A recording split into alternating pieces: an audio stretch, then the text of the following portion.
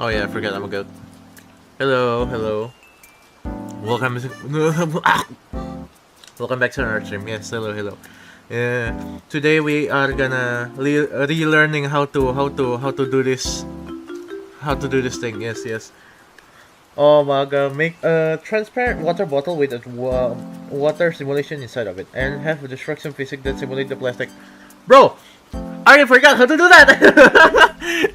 Next time, yes, next time. Boo. Yes, I know. I'm humbling. Hello, welcome.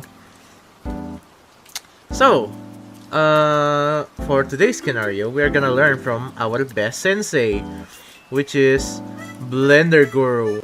So credits and shout out to this guy. He has been making like a lot of good tutorial on how to do Blender basic. So yeah, we're learning from zero again because I forgot how to do this. Anyways, let's proceed. Yes, yes, because this tutorial is very long, like 4 hour long. I don't know, but yeah, let's start. Oh man. Alright, let's see what he has to say. So this is Blender. It can do 3D modeling, texturing, lighting, shading, and rendering.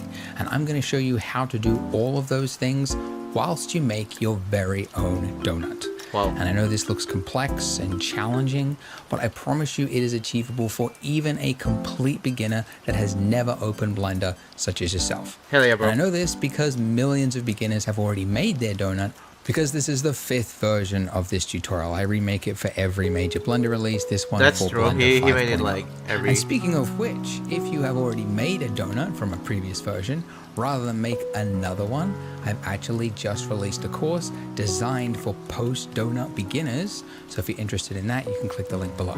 For everybody else, you need to download Blender. So if you haven't already, click the link below. That'll take you to blender.org, and then just hit the big download button. Okay, now, let's if you're see.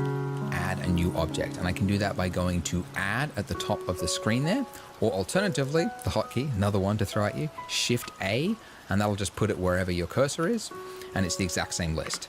But this list here is, Shift A. I mean, it's extensive. There's stuff in here that I have never used in my 21 years of using Blender. Speaker, never, ever used it. Don't know what it's for.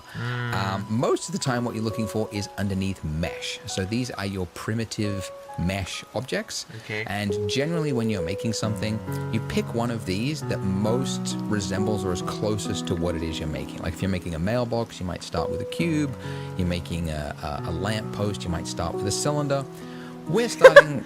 Well, we're trying to make a donut, so we need to start with a torus, which is basically a donut. Look at that. So that's cool. It's a wimpy looking donut though, right? That's it's cool, okay. very, very flimsy. We want to make it look more thicker, There you go. right? So in the bottom left-hand corner, there's a little box that says Add Torus, and this has additional options for us. Now, if you accidentally clicked off after you added the torus, that box is gone. You can momentarily bring it back by hitting F9, but that's only if you haven't changed something. So essentially, yeah, it's called the last used F9. function in Blender. So that immediately after you do an action in Blender, sometimes you see in the bottom left-hand corner additional options which you can tweak and change things if you need. So if you don't see it, it just means you've done something else and it's gone. But yeah, you can bring it back momentarily by hitting F9 sometimes. Okay. But I usually just like redo it. Anyways. Wait, I think the music is pretty loud. I'm gonna... Bam! There you go. Let me know if the audio is alright, guys. Yes. Most of the time, this guy is gonna be the one who's speaking. Because yes, we are watching tutorial. So first thing I want to change is the size of this thing. So it is 1 meter, which is like 3 feet for the Americans. Where the hell? Oh, it is. Probably shouldn't be that big. It should be about 10% of that. So 0.1, which is 10 centimeters, roughly about that. And then if I zoom in by scrolling forward, I just need to change my minor radius until it looks somewhat like a donut. So I want to just orbit up, right, and around. So I'm just middle mouse moving so I can see the inside. Then I'll just scroll in, like so. Until, yeah, and I'm just going to change this value until it looks like a donut. Now, you can see as I move this, like it's going really quick and I can't get it on the right value. So when you're clicking and dragging on a value in Blender, if you hold down Shift, that will use smaller increments. And that's another one you use all the time. I just knew. Damn, bro. Okay. Yeah, sometimes you need small values and it's helpful to get smaller increments like that. So that's pretty good. I might go with that. Yeah, about a 0.057. Okay. And then the other thing you can change here is like the resolution of the donut. You know, you can go like really PlayStation 1 graphics, maybe. This. I'm going to keep it at 48, but I'm going to increase the other one to about, yeah, let's go 18, like 18. That. Okay. 18. This 16, okay, it's a top 18. one. Okay. Yeah, we'll go 18. And that's just a little bit more resolution, and it's just going to help us a little bit later on when we start to shape the donut. Okay, but once I've got that, I can just click off, and now those options are gone. We've committed. That's it. That is the starting point of our donut. Yeah. Now, the next thing you're probably wondering is, it still kind of looks like PlayStation 1 graphics, Andrew. And that's because it has flat shading. So basically there's two states for a mesh. There's smooth shading or there is flat shading, and it defaults to flat. If you want to change it to smooth, you just right click the object and then go shade smooth like that. And there we go. Ooh! It's fixed. So it basically shades smooth without getting too technical. Anytime there is like two faces, it just kind of smooths out that point like fakery. So it's not actually adding any additional computation times, which is important. Oh, hello. But it's welcome. to the eye to be smooth. Okay, so this stream is gonna be pretty slow anyway. It's alright. I'm just watching this guy making donut. Yes, we are cooking. In previous donut versions, we would start making the icing, and although that's fun to make like dribbling icing, it can be a little complicated. A lot of users ran into their first roadblocks at that time.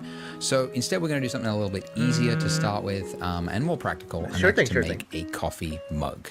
So we need to add in a new object, which, if you can remember from before, it's the add menu at the top there, or the hotkey.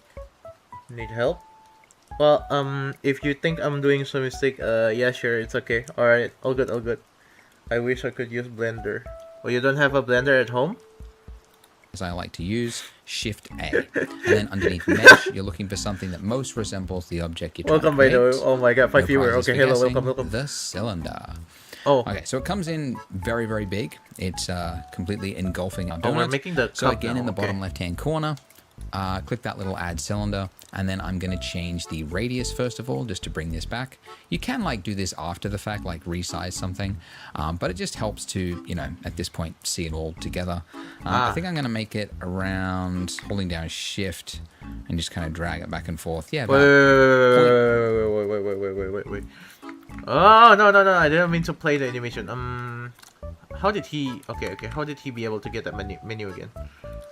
Okay, this. Okay, so if I click off and then F9, okay, it goes back. Alright. Don't copy the tutorial. Exactly. Learn 5 minutes and do 5 minute rinse and repeat. Don't copy the tutorial. Exactly. Dude, learn 5 minutes and do the 5 minute, then rinse and repeat. Okay. I see. Alright. Are we in 5 minutes yet? I think so. Okay. So this, bam, we're gonna kill them. Boom. Oh wait, that's not. Where's the delete button? Oh, boom. Yes. Okay. Let's. What was it again? Taurus. Okay. Oh, it saved the setting. All right. And then the cylinder. Then you can resize the cylinder from here. Okay, radius. Was it this one? Oh my goodness, I cannot see shit. Wait. Okay, there you go. Okay, alright. So radius is the size, and the depth is for the longness of our quote-unquote mug. Yes. Wow. Alright. And we can shade smooth. I wonder what will happen if I shade smooth this thing. Wait. What was it again? Shades. Okay, that looked disgusting. Let's go back to our donut. There you go. Alright. 1.3 or exactly 0.13. And then the depth, this is just the height of it. And again, you can change this later on, but just want to... What are you animating? Well, I'm not really animating anything. I'm just rewatching the beginner tutorial how to make the donut. So I think today's stream is gonna be pretty boring because yeah, that's the point why I'm streaming in Wednesday or whenever it's about learning kind of stuff. I'm kind of relearning Blender because it's really been a while I haven't used it. See it roughly the right size. The big one that's important is the vertices, and we're actually going to make this look more low res. Now, why would we make it look more low res? Yeah, because now it's obviously very jagged. The reason for this is that very soon we're going to be adding in something called a subsurf modifier, which adds over the top of our existing mesh. It adds more geometry, like it doubles the geometry and it kind of smooths it out. So if you start too high like this, then you're adding, like, doubling that geometry and doubling it again, and then you can quickly end up with something that's too computationally heavy. When you're working and you know you're going to be doing something subdiv, sometimes it helps to start like chunkier, low res. Anyway, just trust me and set it to 14 like that. Oh, 14. Okay. Great. So we've got another object, and they are completely overlapping. So how do we separate things? Do you want to learn some of you might already... Houdini and Maya also.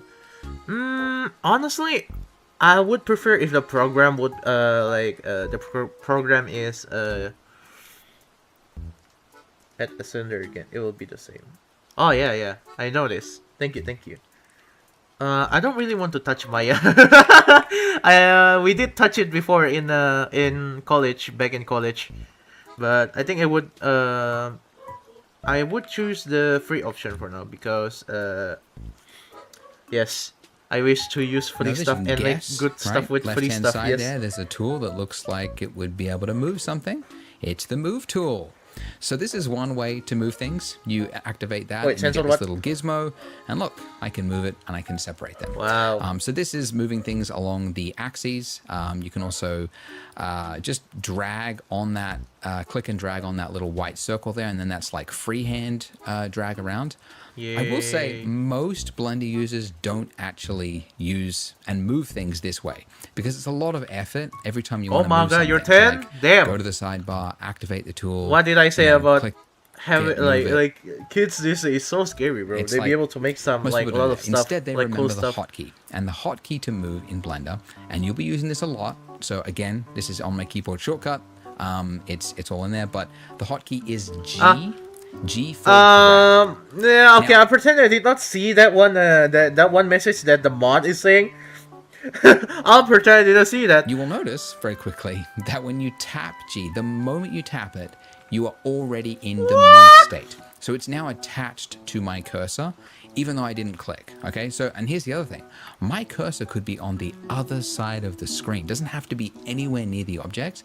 And then the moment you tap G, it's now anchored to that cursor. And even more, I think it's cool. I don't know, man. I don't know, man. Oh, just ignore him. Just ignore him. Infinitely repeating thing there, but just ignore him, bro. At first, this is like hard to wrap your head around because Blender does this for a lot of things, like not just moving something, but also rotating something.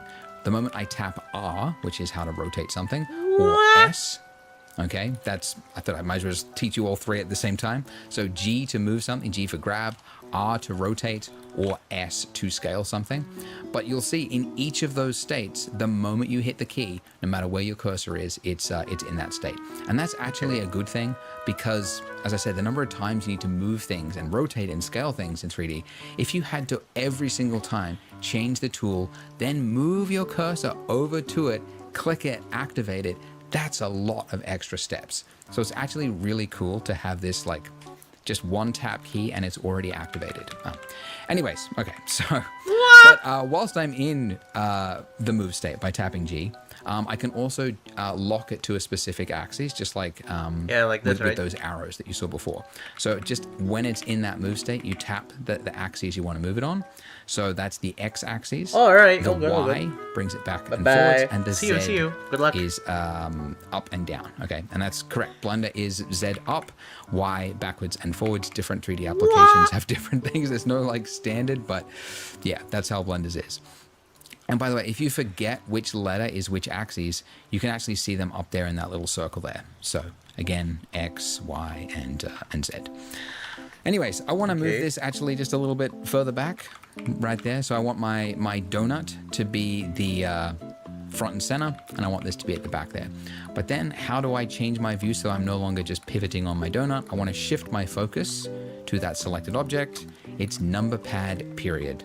Or again, holding down that tilde key under your escape button and then hitting view selected is the same thing. Okay, so let's make this look like a coffee mug. So we have to edit this object, and to edit an object, we have to change what mode we are in. So in the top left-hand corner of the screen, there's a little drop down, which if you click, we can change it into edit mode. Okay, so when you're in edit mode, you can see the state has changed. The object that was selected now has a bunch of points and lines on it. And you'll also notice whilst you're in edit mode, you can't actually select any object. And it's worth pointing out this because this is a really common thing. A lot of beginners, they say, I don't know what happened, but I couldn't select anything in Blender. And usually it's just they're in the wrong state. They're in edit mode, they forgot, and then they tried to like, and then click something and they're like, why is it not selecting? Okay, so you have to be in object mode if you want to select an object. And if you want to edit something, you have to be in edit mode. All right. But going to this drop down and doing this time and again would, again, be annoying. So Blender, of course, has a hotkey for it, and that is Tab. So Tab will just cycle you in and out of object and edit mode, just those two states, which is great because you need to use this all the time. So you usually come in, do some editing, go back into object mode, select something else, edit that one, go back to this. So that's good one to remember, Tab. All right, so in edit mode, when I'm in this state here, these little points here, these are called vertices. These are the points that make up the shape of the mesh, obviously. And then you've got edges, and you can actually select by changing the selection type from vertices, which is the default, to edges, clicking that little button. You know what? I think I'm a bit too old for this. I'm a bit too old for this. Wait. This one is teaching like the super basic one. I was expecting something a bit like the shading. I haven't used the shading before. Like the shading mode. What about this one? Welcome back. It is time to make our coffee mug look like a coffee mug and not like a sad little... You know what? I'm gonna follow it. It's okay. Let's commit. I'm gonna follow it. These are the points that make up the... Let's commit. Yeah, the shape of the mesh, obviously. And then you've got edges. And you can actually select by changing the selection type from vertices, which is the default, to edges, clicking that little button, and then I can click on the edges or select faces. Okay, like this. And again, Blender has hotkeys for everything. So I think I might need you guys' help later on when it comes to shading, because I never actually tried the shading before. Again, make sure you get my keyboard shortcut. I never bothered to do the shading because it's a lot to remember. So I want to select the top of this cup here. It's got a lid on it that I don't want. So in face select mode, selecting that face, I'm going to hit X. Oh, X. Now it's going to ask me, what part do you want to delete? Which might sound redundant, but there is quite a lot of times in Blender you want to delete, even though you've selected a bunch of faces, you want to delete the entire vertices of those faces. So we have to confirm we want to delete just the faces this shading thing, list, the one on top. and there we go. So we've now got a cup with a hole in it. Great. Later this guy will teach it. Like shading and texturing, I haven't learned that one. We could cut our finger on that edge there. So we need to add some thickness to this cup. And while we could do this in edit mode, like you could select everything and extrude it in and whatnot, We don't need to, because there is actually a function we can do to add thickness to anything without needing to go into edit mode. And that is underneath your modifier stack here. So if you click this little wrench, this will activate modifiers. Let's just drag this out. And if you click add modifier at the top there, you can see you've got a number of different options. And the one that we're looking for is solidify. So this is underneath the generate. And just in case this changes for a future version of Blender, you can also go to search at the top there, and you could just type in solidify from the list. Okay, so now that we've got that, you can see we've got a bunch of options, and you'll notice that our mesh now has some thickness to it. And I can change this thickness here. Now, watch what happens as I enter into edit mode. You will notice, as I select these faces here, I can't select this inside part of the cup there. And that's an important point, because modifiers are not actually adjusting the real mesh. Honestly, so the real mesh... I used to do like 3D animation before, but nowadays I'm mostly just doing art kind of stuff. Still exists here. Just to kill time. Disable this from the viewport by clicking this little monitor button. I was planning to go back to 3D, but I'm not really sure, like if I'm be able to do it or not. So that's why I'm revisiting it. Because I have been neglecting 3D a lot, bro. I mean, I would actually want to make a character 3D animation. I already have the character sheet ready. Just I don't have the confidence to do the modeling. Yeah. Well, what kind of questionable thing? And there, you'll see that my mesh has not changed. This is just applying this effect after the fact. So it's basically in object mode. It's taking whatever mesh that you give it, which is this, and then it's adding thickness to every face, essentially. So the reason this is so useful is that this is a non-destructive workflow. So I could, at any point, I could be doing a bunch of changes to my mug here. I could, get to all that later on. Like Photoshop we could, change the size and things, and then later on I can go, you know what? I think that's a little bit too thick. I'm going to change that. And that? I can come back to that and very quickly adjust it. So non-destructive, and it's obviously very helpful for a lot of things. Okay. Okay.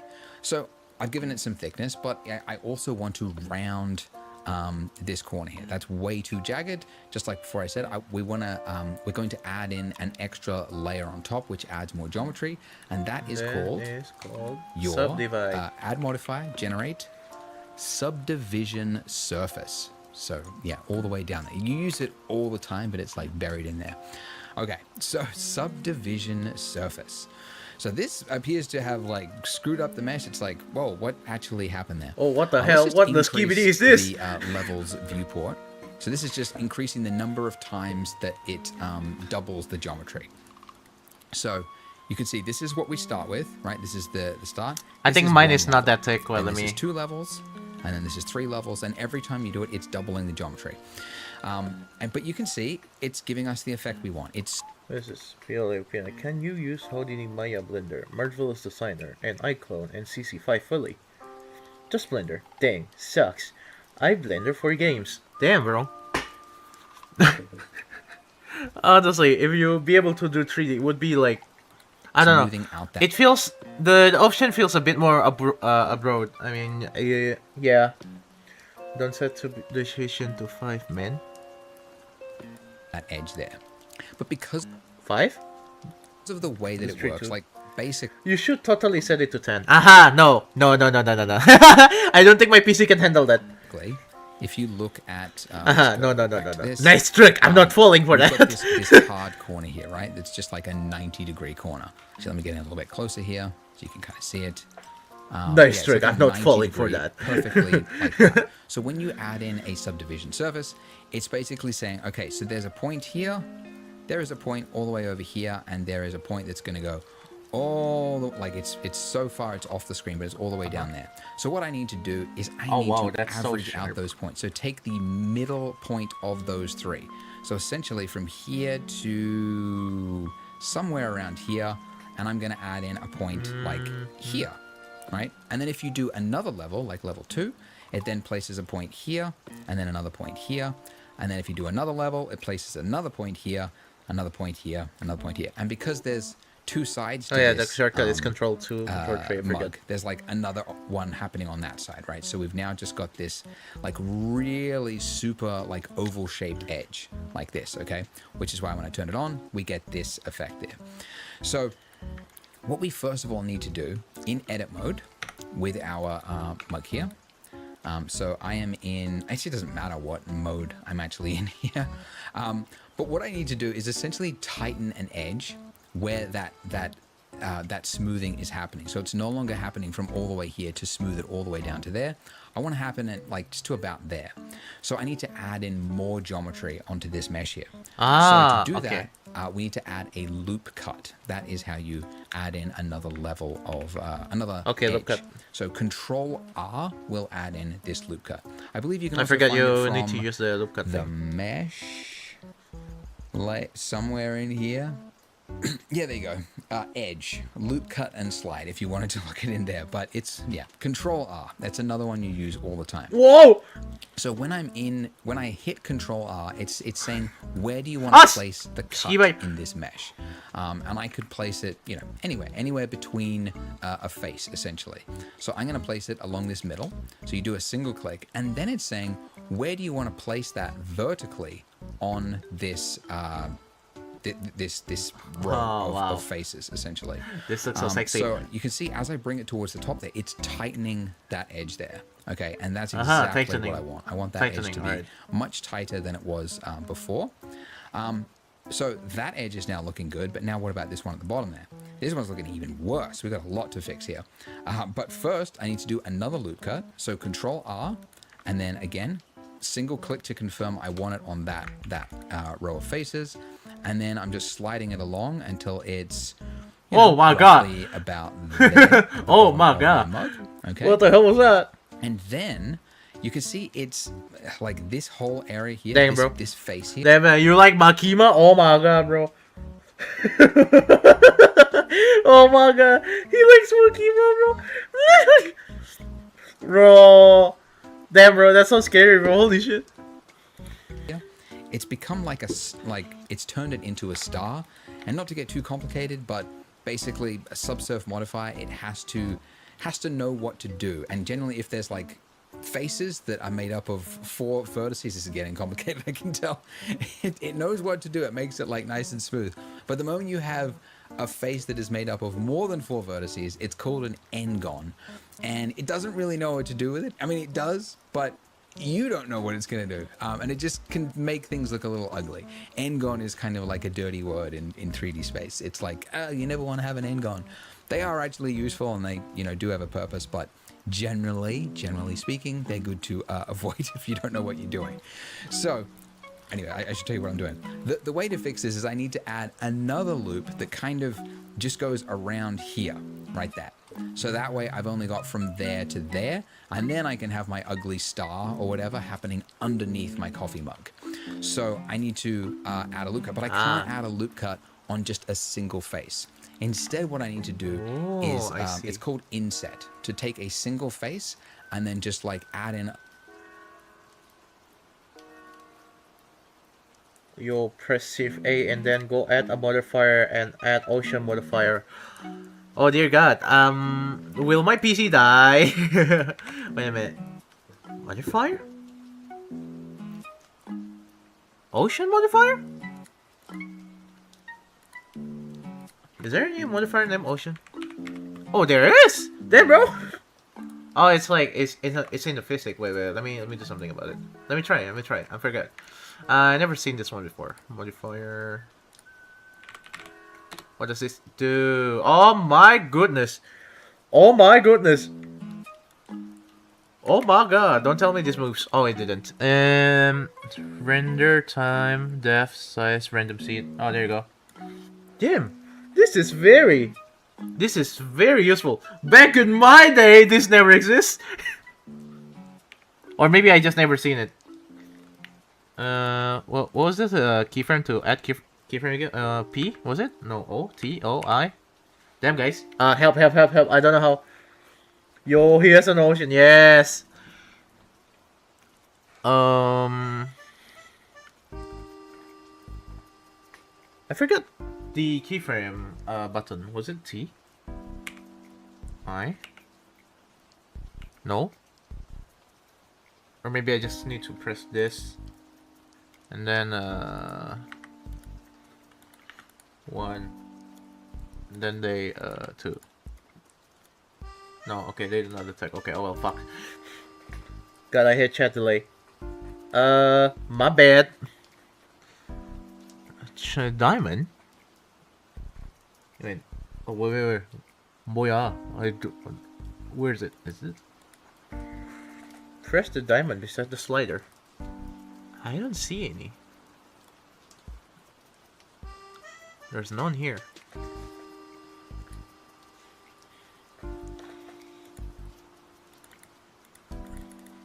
Or maybe this is what you mean. This?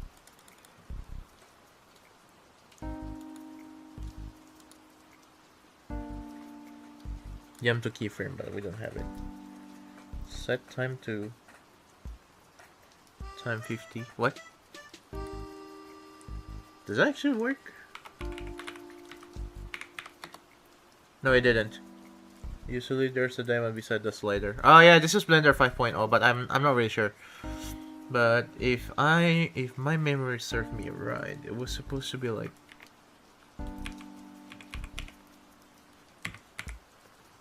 how to make it yellow, how to make it Chinese. Usually, yeah. How to make this Chinese? Not the time. Not the time.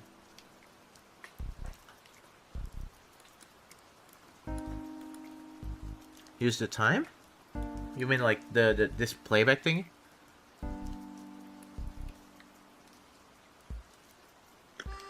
There's a time there.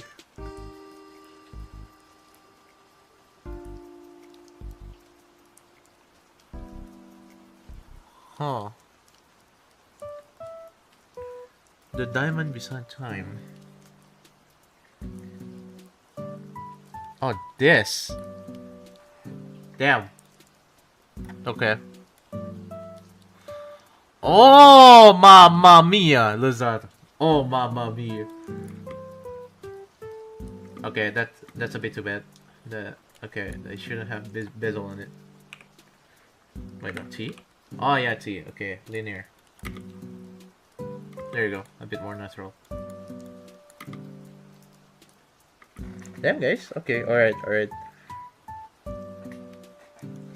I'm sorry. My eye cannot process what okay, where is it? But this is cool though. It saved really, like, it really saved a lot of time. Damn.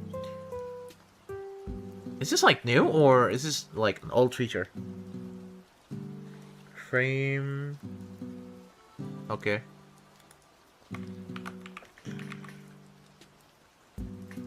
Frame/50.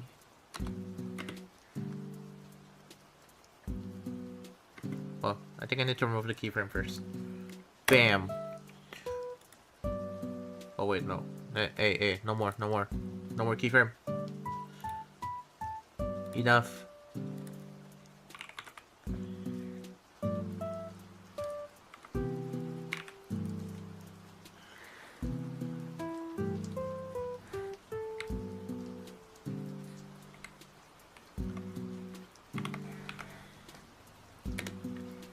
Security reason, automatic physical Python was disabled.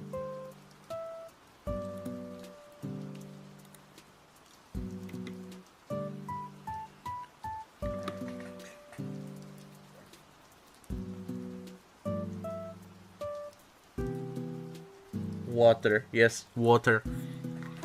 Go to here, materials app, and then plus.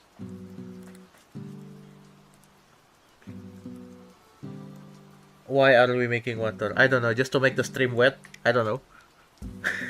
I was supposed to cook the cook donuts. Oh yeah, we need to add the water. Like we need to add the water to the dough. Yeah. Because we're cooking donut. Yeah, we're cooking donut. Makes sense. Totally understandable. Where the hell is my color? Oh, there you go. Okay. Hey, why are you not entering? Oh, hello back.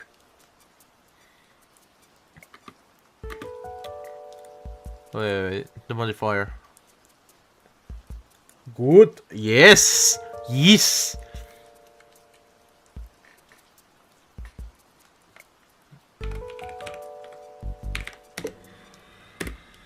Okay, I think it didn't work now.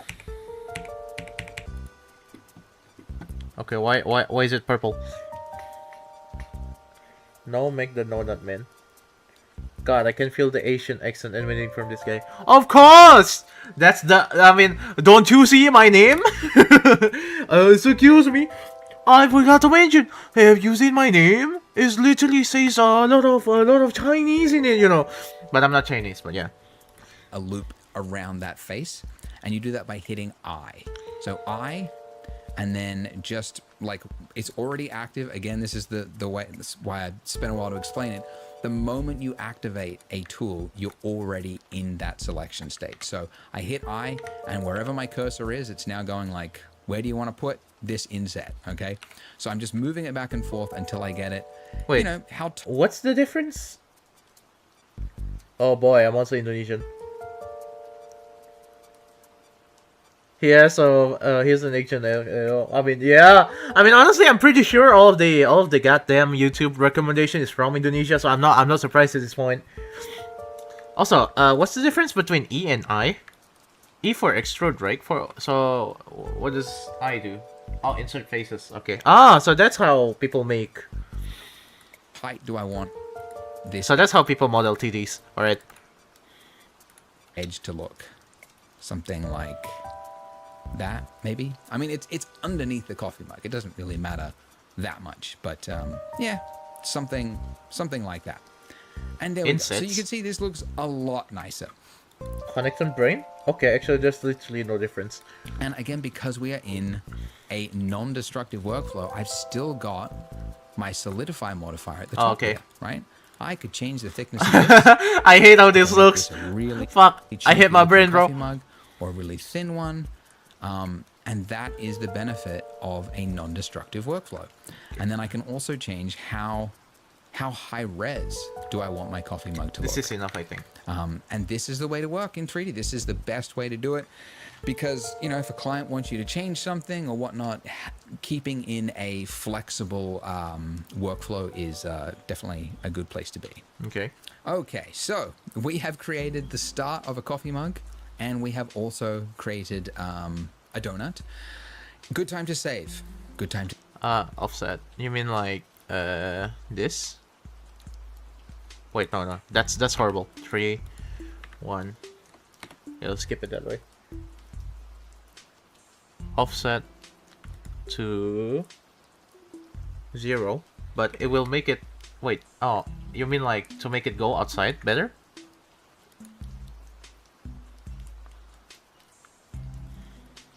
Do you want to make a cloud man?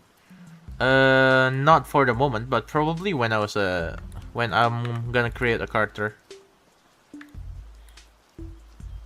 It's really easy. In the middle. Oh, in the middle. Okay. 0. Oh, Shiba. My God, I really hate the fact that I've been using like a Mac like the whole day. I instantly forgot how to use Windows. God damn it. save. So, I keep losing my art style. Please help me. Well, honestly, whatever art style you're doing, I feel like all you need to do is just keep drawing. Keep drawing. Yes. No matter if it's different. I mean, usually when I draw as well, I always like lose my art style as well. So all good, man. Just keep experimenting. If you want to have something niche, maybe if you could, you just need to make a character sheet with how you shade and how the proportion is, and you could just trace it. And then, other than that, if you're making a character sheet, you can like retrace it in the 3D. So yeah, and then you can make a character on 3D, which is nice. Yes, make a character sheet, and then you just need to follow the example. So you keep it consistent. Do you know those 3D animation where there's a character and there's a cloud drop on them? Ah, yes, one of those trends, yeah. Like 1 faces, 2 faces, 3 faces, yeah. File, save. Wait, not 3 faces. Shift Control S. Yeah, that's I saw someone doing like the 3D of it. Save No, the 2D, yes. Ah, I keep pressing Windows button. Okay, I need to save this. Where is it? Personal project, 3D. Okay, Blender thing. Okay. Relearn. Yeah, just make a character sheet, just to keep it consistent. But yeah, just pour all of your ideas there, and if you're lost on the art style, you could always look up on the reference. Yeah, done. Nice. Oh, by the way, if anyone wanted to join like a community for art, you can do like 2D or 3D, like talk about 3D and 2D or maybe VFX. You can join my Discord server, link in the description down below. Now right now there's not much of a people, but if you guys want to share some stuff, I would love to see them. Yeah, if you guys comfortable of it, of course. You should try to use spin tool in edit mode. Spin? Spin? By the way, Xavier, I'll look through your old chat. Sorry, I do that when I go back, not to waste stuff. And it says you're young. Well, just a reminder to do not share your age. Ah, yeah. That's true. It's pretty. I mean, it's okay, but I think you shouldn't do that in the internet, like especially in 2026. Yes. Example, you. That actually applies for most of us. So all good, man. Just good thing there's not much of a people here, but yeah. So it's alright, man. It's all good. Alright, I saved it. Nice. Time to move to the second tutorial. Welcome back. It is time to make our coffee mug look like a coffee mug and not like a sad little cup. So we could try to model this from our imagination, because like, hey, we all pick up coffee mugs, we know what they look like. No. Or we think we know what they look like. Something that you learn very quickly in 3D is that when you model something from imagination, it almost always comes out looking a little bit funny. And the reason for that is that your brain is very good at like abstracting away the information that isn't important to it. Like if you just close your eyes right now and just think of a doorknob. Like what does a doorknob look like, right? If you had to make one in Blender, what would it be? It's like, okay, well it's like a sphere bit, you like grip it, I'm gonna check your short. Like you do really good art, right? I wouldn't say I do really good art, but I'm still learning, but yeah. If you want you can check, thank you. There's a cylinder that connects it, and that's kind of it. But then if you were to make that, you end up with something that looks really basic and boring and bad. And then you go actually look at a real doorknob and you forget there's all this other detail that's just not important to your brain. Like the little lip inside, the little hole that's on there that's so you can put a key in to kind of like pry it open, or a rim that kind of like cuts into it. So there's like a separate seam around it. There's the privacy lock on the front. All these things that just don't matter to you when you're turning a handle, and so you forgot that they even existed. I'm pretty sure you will regret looking at the short. Yeah. So the same thing applies I'm very sure to you regret even something as common as a coffee mug. So it helps when possible to use reference images. Now you can. Those animations are more darker than my future. What do you mean by that? What animation? You can get reference images from anywhere because we have the power of the. Okay, bro. Let's search reference images from anywhere. That's what he said. Pinterest.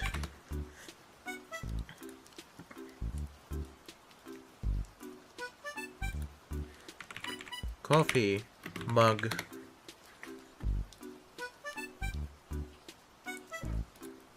Side view. Nice, thank you.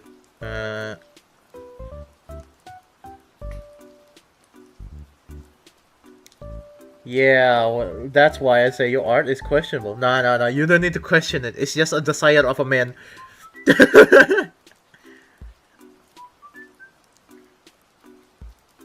You will see more questionable stuff later on when I be able to make 3D character. Well, not really. I'm just gonna make animation out of it. Also, what do you mean animation? All of it, all I did is just 2D illustration, and I only did like one animation only. That even is wait, not one, like around 2 or 3 or something. It's not even 3D. What do you mean? What? You never seen them?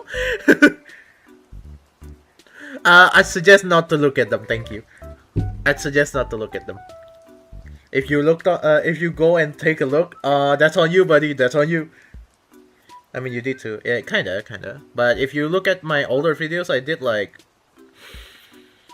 yeah, I guess you could say it's pretty more dark. I mean, it is more darker than than you. Yeah. I'm not gonna say anything more. But it's basically part of my childhood. It's basically part of my childhood.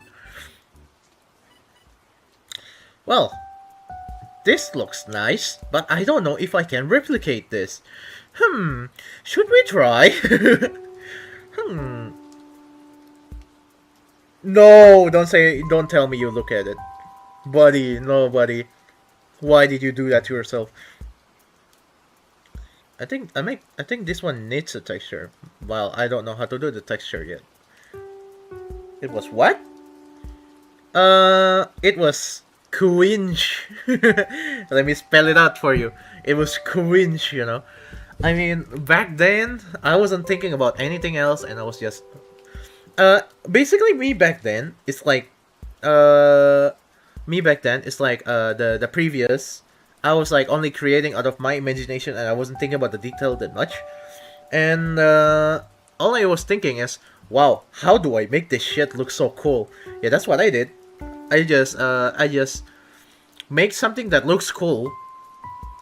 That's it, from a game, yes. Make something looks cool. What? Like cars, yes. Guns, yes. And Skibidi Toy, okay, I did not do that. I mean, creepypasta and etc. Like, yeah, kind of CS:GO, kind of something like that. It was the deciding factor of me getting into art school, yeah. But I end up not using them much.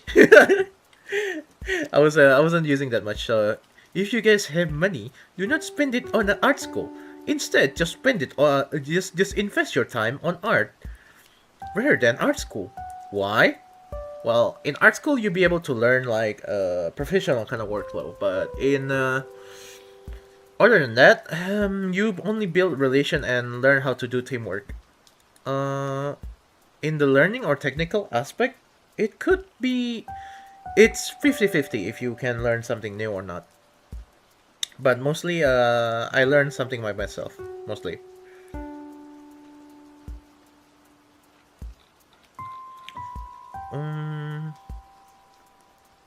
You know what? Let's take this one. Let's take this one. Or maybe we need to listen to what he has to say. And you can type in handmade coffee mug, and you can pick any mug you want to create. There's a lot. And, you know, if you want to pick one of these, if you want to just go on Google Images, you can pick one of these and go for it. I'm going to give you an image that I've used. Hello, welcome. There's some really pretty ones here. And I was how are you doing? Shocked.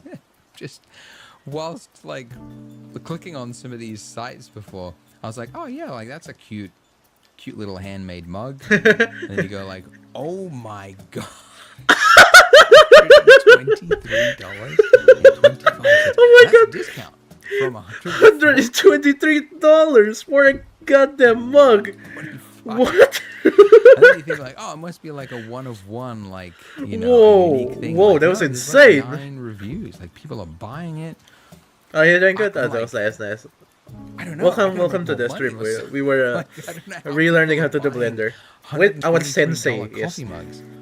I think it's also like we forget what labor costs. You know, like you think like a coffee mug is like $2, right, or $1, or it's free. Like, $2. So 123. Oh my god. Like, no, like, that's a lot of money. Make something. Like obviously, any of these mugs, they take more than a few hours to make if you're making it by hand. So like, yeah, $33 is probably like break even for them. Probably not even making any money. But it's just like, yeah. Anyways, whole side topic of like the economy of. Oh, you're back. Are you alive? handmade ceramic mugs, but people are buying them for $123. All right, so all that is Yes, we understand. We understand. We understand. You don't need to clarify it like that. We understand. We understand. It's okay. It's okay, I man. want you to get an image. We understand. And It's okay. the one It's okay. I'm going to use, the link for this is below. And it's on my website. I've got all the links to everything we're going to be using in this tutorial. But there's two ways to add images. So one way is to go to the add menu and then just go image and then say reference. Okay. And then you just pick. All right. That means we need to pick a reference now. Okay. I'm gonna pick. I choose you, Pikachu. Okay. Yes, Half-Life. What do you think? Oh shit.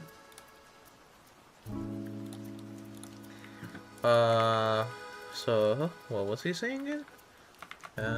Add reference. Oh, image. Where is it? Where the hell is a reference image? Am I too blind for this? Am I too Chinese to? Oh, okay.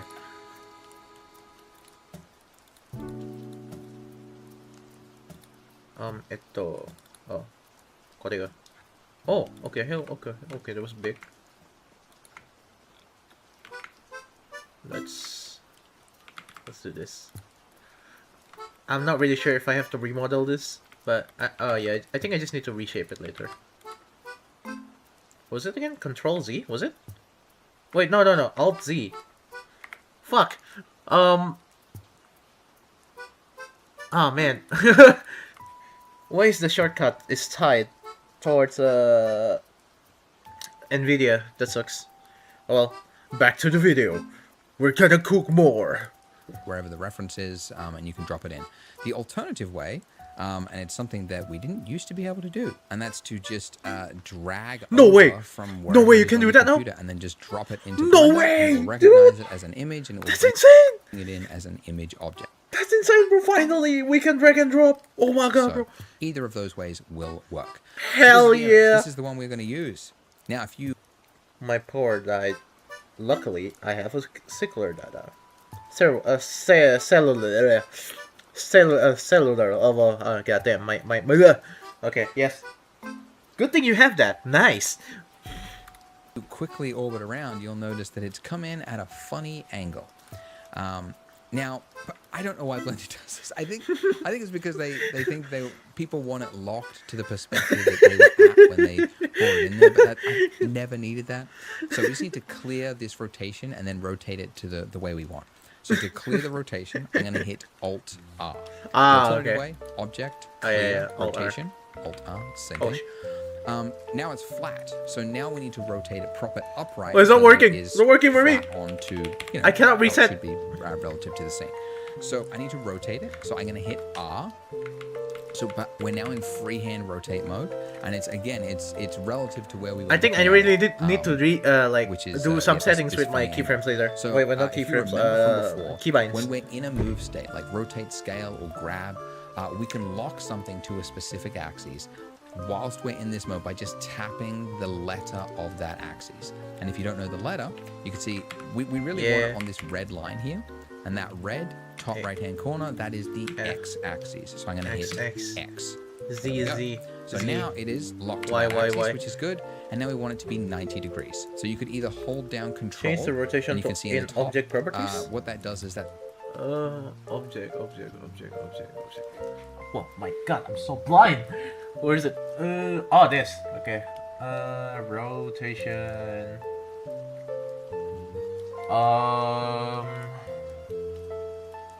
Set origin clear. Oh, there you go. Oh, yeah, it's supposed to be Alt R, R D, but my Alt's not working. it's now moving it in 5-degree increments. Or you could just type in the number 90 on your keyboard and then hit enter. Can I type And 6, there we 7? go. So that's how we bring Okay, it sorry. in and clear the rotation and set it up. So, all right. Now it's way too big. So hotkey to scale something, S. Okay, S to scale. And now I'm just going to scale this down. And I can't see my mug. So my mug is behind it. So let me just move my mug. I'll move my mug forward. So let's move it forward to there. Okay. All right. And then now, What the heck are they doing with my power? They keep turning on and off and over. You know, hate to break it to you, but I'm pretty sure there's a little reason to that since you are Indonesian, but I'm pretty sure I don't need to tell you the plot of our country. I don't need to tell you the plot of our country. You know what I'm about to talk about, but let's not talk about it here. I'm going to look at it like front on. Okay, so I can do that by But clicking yeah, this stay safe, little bro. minus Y at the top there. That'll do front on. Or the hotkeys, because I use my numpad. For those of you blessed with a numpad, you'll like it. You can hit numpad 1. That's Blessed with welcome back. In this, Oopsie, I accidentally pressed something. I'll move my mug forward. So let's move it forward to there. So press my numpad in his video. There you go. Okay. All right. And then now, I'm going to look at it like front on. Okay, so I can do that by clicking this little minus Y at the top there. That'll do front on. Or the hotkeys, because I use my numpad. For those of you blessed with a numpad, you'll like it. You can hit numpad 1. That's front view. Hang on. If you're Indonesian, why there's a 20 seconds delay from my client and your stream? Is your Wi-Fi bad? I'm not really sure, but I'm pretty sure my Wi-Fi is pretty fast, but I don't know, man. Maybe I should change into a new router later on, just in case, just to try out some things. Yeah, I'm not really sure why, because people have been saying that a lot. Oh wait, I think I clicked something wrong. There you go. Numpad 3, Also, my bad on side that, on view, the delay. or numpad 7, that is top view. But I use those a lot, but again, you can use these if you don't have it. Okay, so front view, and then I'm going to scroll in to zoom, shift middle mouse to pan to the side. There's Now a I'm gonna delay, move. cause slide times. Ah, yeah. That also makes sense. Because power. I mean, if you're living in well, I'm not gonna say like the actual location. If you live in the west side of Indonesia, I'm pretty sure you will experience like the blackout, etc. This over here, and I'm going to scale this down again. Oh wait, it's because of Streamlab. Wow, really? To get it Really? roughly to be the Yeah, I'm size actually using Streamlabs. of my mug here, because I know that this mug is Should I use OBS instead? right relative to the donut, so it should be good. And then what I'm looking at for the You said it correct the first time. What do you mean correct the first time? size of this image here is I want the top of this rim here to roughly match the bottom down there. So this, like, I want that to match that. So it's still a little bit too big. And you'll notice I can't really easily do it from this angle. I mean, I can, but the problem is that this photograph is taken with a camera from the real world where there is perspective.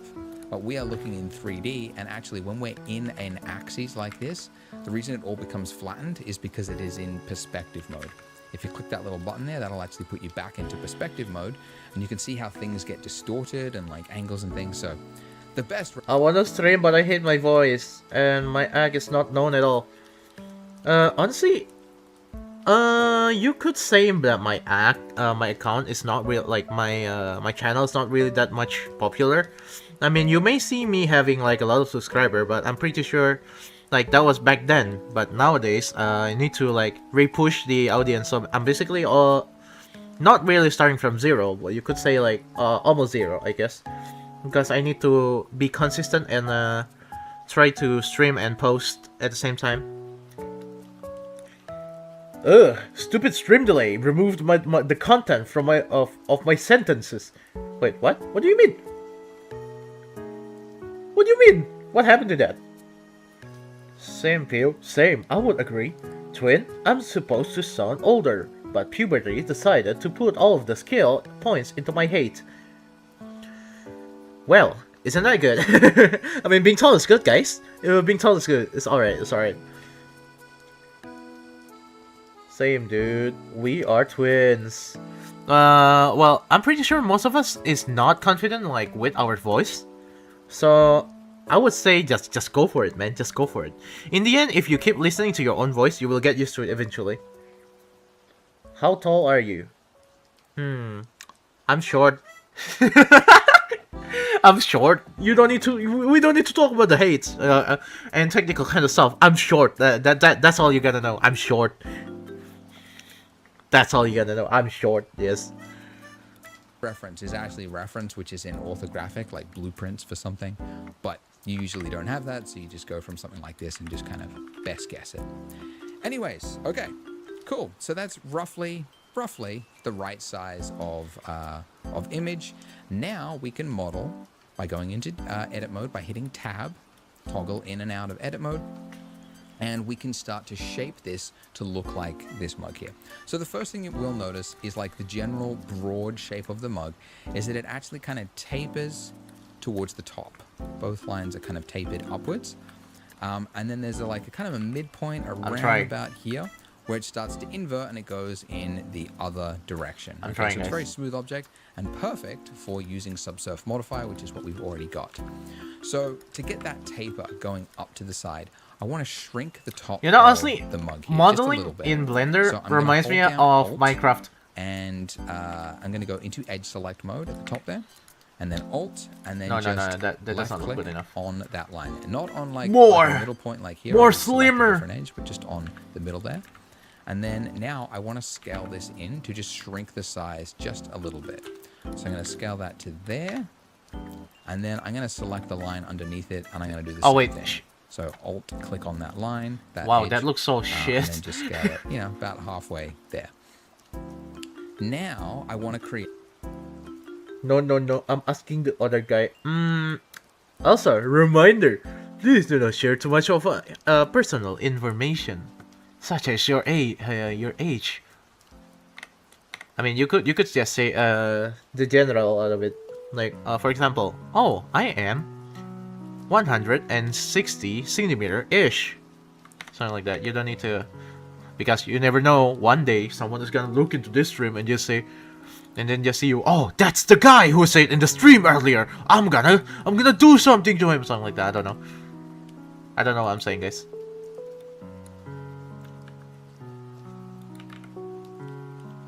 Okay, something roughly like this, I think.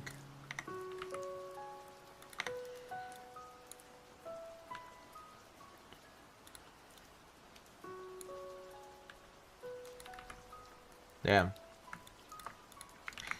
Is it okay for me to add another loop cut here? I think that's a bit too much of a loop cut. Ah, man, I really hate this key binding.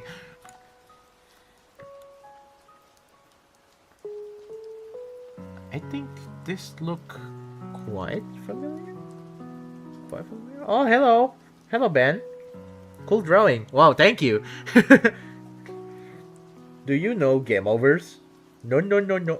Wait, no. Do you know game overs? No, not really. Not really. I mean, by technicality, quote-unquote drawing. I mean, by technicality, we are drawing over the digital, It's a digital age and this like widened point right here. So you good. can see like from here, like there's a lip at the bottom, but like from here to here, and then it goes up. I'd say probably 20% up the mug. I'm going to scale this one out as well. Just a little bit. Okay, that's roughly the right shape. Okay. Now, this bit at the bottom here. Okay, so I can see already that I need a little bit more detail. So I'm actually going to have to slide this line up here. So I'm going to hit double G to just kind of slide it up, and I'm going to pull it to about there. You can see now we've got kind of a more I feel like this one should be a bit fatter. On that edge there, and I'm going to hit S to scale. I'm going to double tap G again. And I'm just by eye, just guessing to try to get this form here. But you can see you can very quickly start to shape any sort of object you want by just moving, sliding lines around, and scaling things. Okay, so now obviously this face at the bottom here, so if I go into face select mode or by just hitting 3, this has to be this little lip at the bottom there. What do you call that? I guess like a lip? Probably a word for it. All the pottery people watching this tutorial. Horseman. Oh my god, bro. Also tell me about the price of manual labor and why that coffee mug was quite well priced, I'm sure. No. That's not the one that I want to select. Yeah, I'll scale it in a little bit. I'm just trying to guess, like, where would it start? But, you know, you just do it by eye. I think about there. Okay, and now with this face here selected, I need more geometry because I want to actually pull. Just get to the point, Rachel. What was this? Game over is from Glitch Production. Oh, what? You wanna ask him to draw kid? No? What? Wait, what? Nani? Pull it out from that face there. But I can't just like pull it down, right? Because now it's stretching it. I need more geometry. And so that is called an extrusion. And thankfully, the hotkey for extrusion is just the first letter of its name, which is E. E for extrusion. And just like inset and everything else in Blender, the moment you tap it, you're now in that mode. I can pull it upwards, I can pull it downwards. Obviously downwards is what we want. So I'm gonna do a single click. That looks funny. Okay. And Wait a then minute. now, if I go back and just look at it in object mode, and by the way, if you want to see it like the donut, you want to make it look smooth, you can as well by going to Shade Smooth. And that's okay, but you can see that this line here, this is a much tighter line, okay? And the reason that this is happening is, of course, because of Subsurf Modifier and the way that it works. It's essentially going from here to here, and then kind of like, I guess, like a midpoint in the middle there, and it's trying to taper from there all the way in. But then also from this point here, it now has to taper from there to kind of smooth out that line. So we end up with just kind of like I think I this, overlaid like, it in here. very In smoothed this. out little nub. But to fix it, we just have to add in more geometry so that it doesn't start the smooth so much further up. So to do that, we need another loop cut, which you might remember the hotkey, or you can find it in the menu, Edge, Loop Cut, and Slide, but it is Control R. So Control R, when you're in this mode, where do you want to put it first? So do a single click on this face here, so click, and then it's now saying where do you want to slide it to. So I'm going to slide one to the bottom, like so. And We then don't I need have that. another Wait, one do we have right that? No, above we it. don't have So I that. did a We don't click need there that. to confirm it. So I'm going to hit Control R, and now. But I just placing feel it on like the this exact bottom same part place, is not as sharp. and I'm just going to pull it up. And there we go. And now you can see it's much tighter at the bottom there, and it looks good. And if you really wanted to clean up this bottom base there, you can see we kind of got that like starfishy pattern happening. You could do the same thing we did before, which is select that face there and then do an inset. It's not really that Maybe I can do essential. this. No I don't know one's if really this is a gonna good idea notice or it, not. but you might, and maybe you want to clean it up. So yeah, but that's pretty good. That's great. That's a good start Wait, no, to the no. mug. It looks good. Awesome. Hold That's on. not the now setting. Now it's time for the challenge of making this handle. So you can see it starts about here, and then obviously extrudes around and goes back into itself I'm and lost. is joined here. I'm How lost. do we do this? Everything is So, great. Basically, whenever there is a join, and I you forgot can the see key. there's, like, The a key. nice, The like, key bind. bevel edge there. I forgot. I'm lost. So lost. Oh, I'm back. Hello. Oh. Wait. This click. And then. What was it again? Oh, this thing. Few selected. There you go. Yeah, we're back. Yeah. Oh shit, we're not.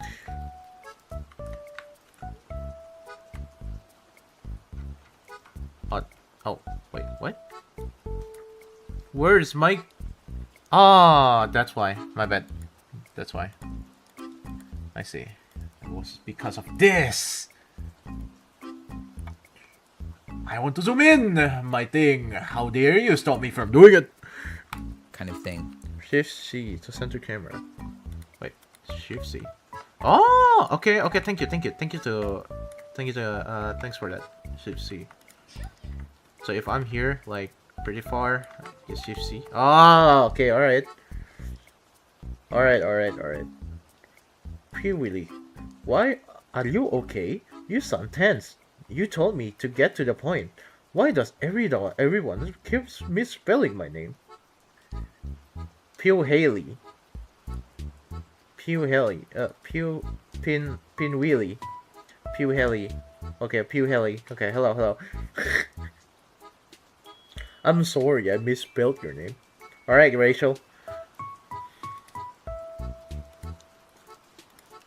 to physically be part of the geometry of this. You heard nothing. You heard nothing. You heard nothing. You heard nothing. Existing out in space, because then it won't appear to be joined together. So essentially, we have to find somewhere on this mesh to start the handle from. And that point is actually here, right here, which is why I've modeled it this way. Right here is where I'm going to extrude out. Now, before I show you how to extrude it, I first of all want to show you, I'm going to do something and it's going to mess it up. And I'm going to then show you why we need to do something else first before we start extruding. So if I was to extrude this out, we could do the whole handle here, get it back there, make it look perfect, and then later on look at our mug and go, oh no, what is going on? The reason this happens is because of, you might remember, the solidify modifier, which these modifiers, they're not part of the mesh, right? It's happening after the fact. So it's adding a thickness to any mesh that we have here. And it's now adding a thickness to the actual handle itself. Really. So how do we fix that? We fix that by making this go from a modifier to real, like actually bake it into the mesh so that it's actually real geometry.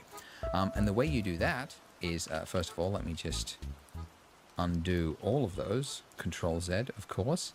The way you do it is by going to the modifier, and then in the little drop down in the top there, right next to that little camera icon, there is an apply. So when you we need to apply it. It's disappeared.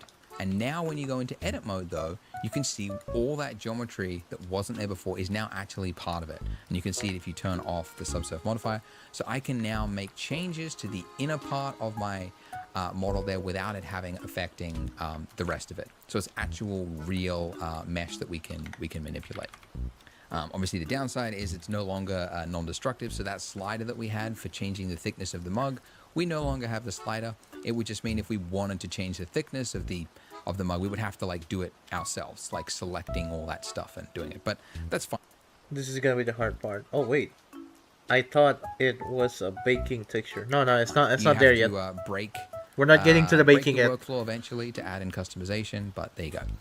So anyways, now that I've got this, now when I select this face here, I can start to do the extrusion. So importantly, make sure you're selecting the right face. If you were to select this one by mistake and then start trying to do your handle and then like twist it around, it would start to get screwed up very, very quickly. So make sure that you've got this red line that's like intersecting your mug there, that it is, yeah, like it's that one. It's like bang on to the middle. And you can actually check if you go into top view mode, it should be directly in the middle of the mug there.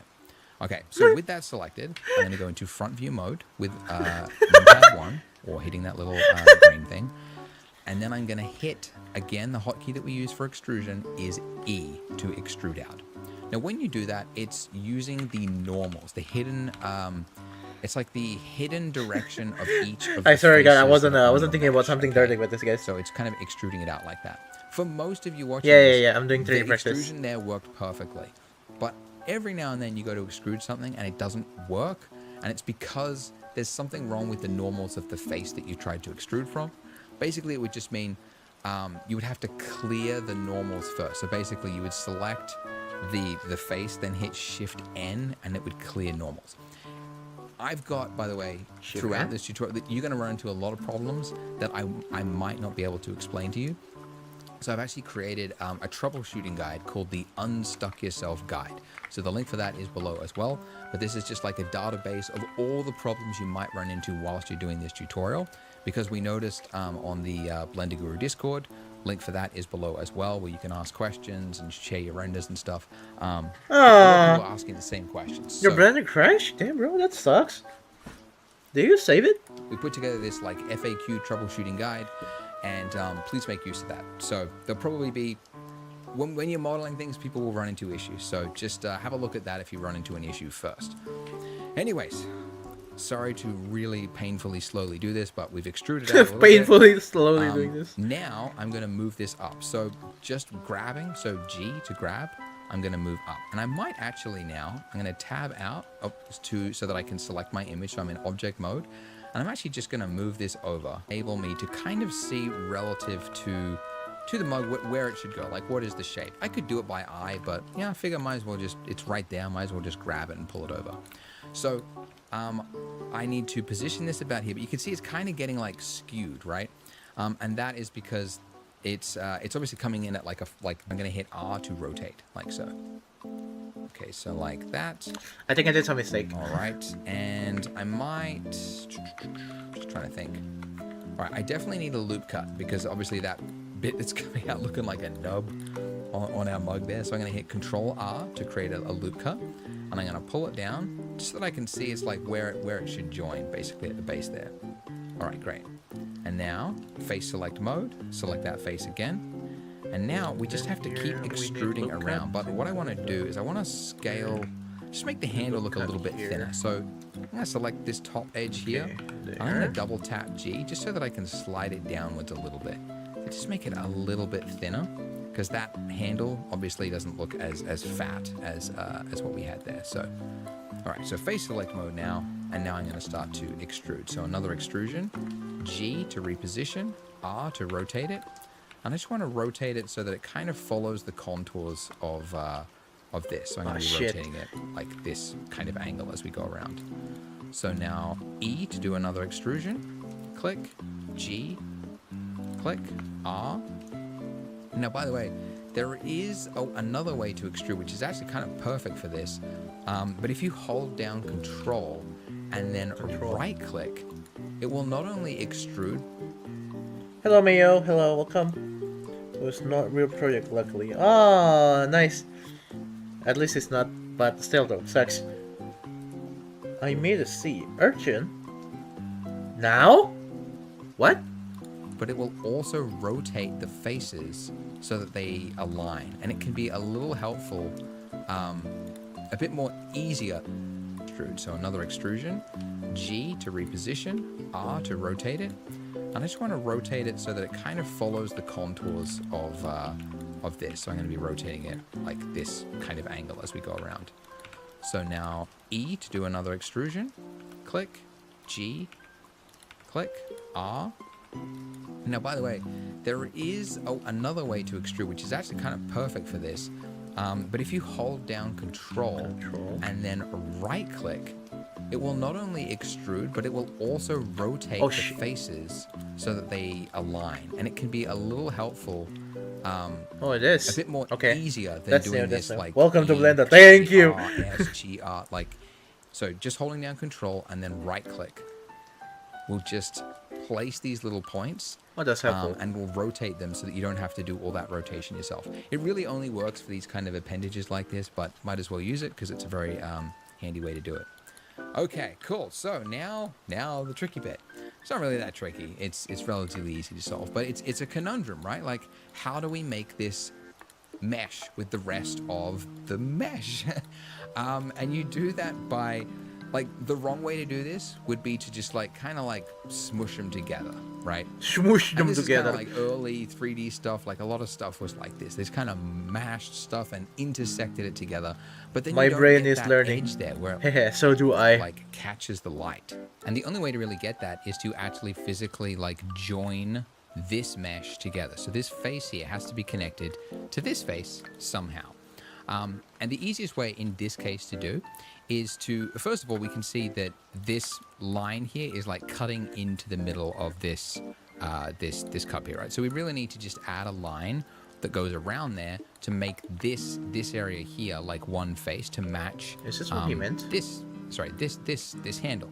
So I'm gonna add that line by hitting Control R. Okay, that sucks. Click, Okay, never mind. And then I'm gonna slide it up to be, you know, roughly about there. That's fine. And then now, because I've Do you all have a crash counter? Well, what do you mean? intersected it, that went too far. So I'm holding down Z. I do have it for Adobe Premiere Pro though. Now this is a way of quickly changing the mode that you're viewing something in. And we'll get to these other two once we get to materials, rendering and stuff. But for now, if you just swap to wireframe mode, this will show you through the mesh.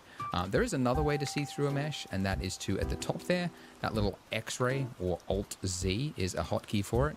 But that's another way to do it. But yeah, you can see that's wireframe, and then hang on a second. Nope, that's X-ray. This is wireframe. But yeah, they're pretty similar. Anyways, so I'm going to select my face here, and I'm just going to pull it out, just so that I can just grab it basically. And now I can go back to my solid view as before. Okay.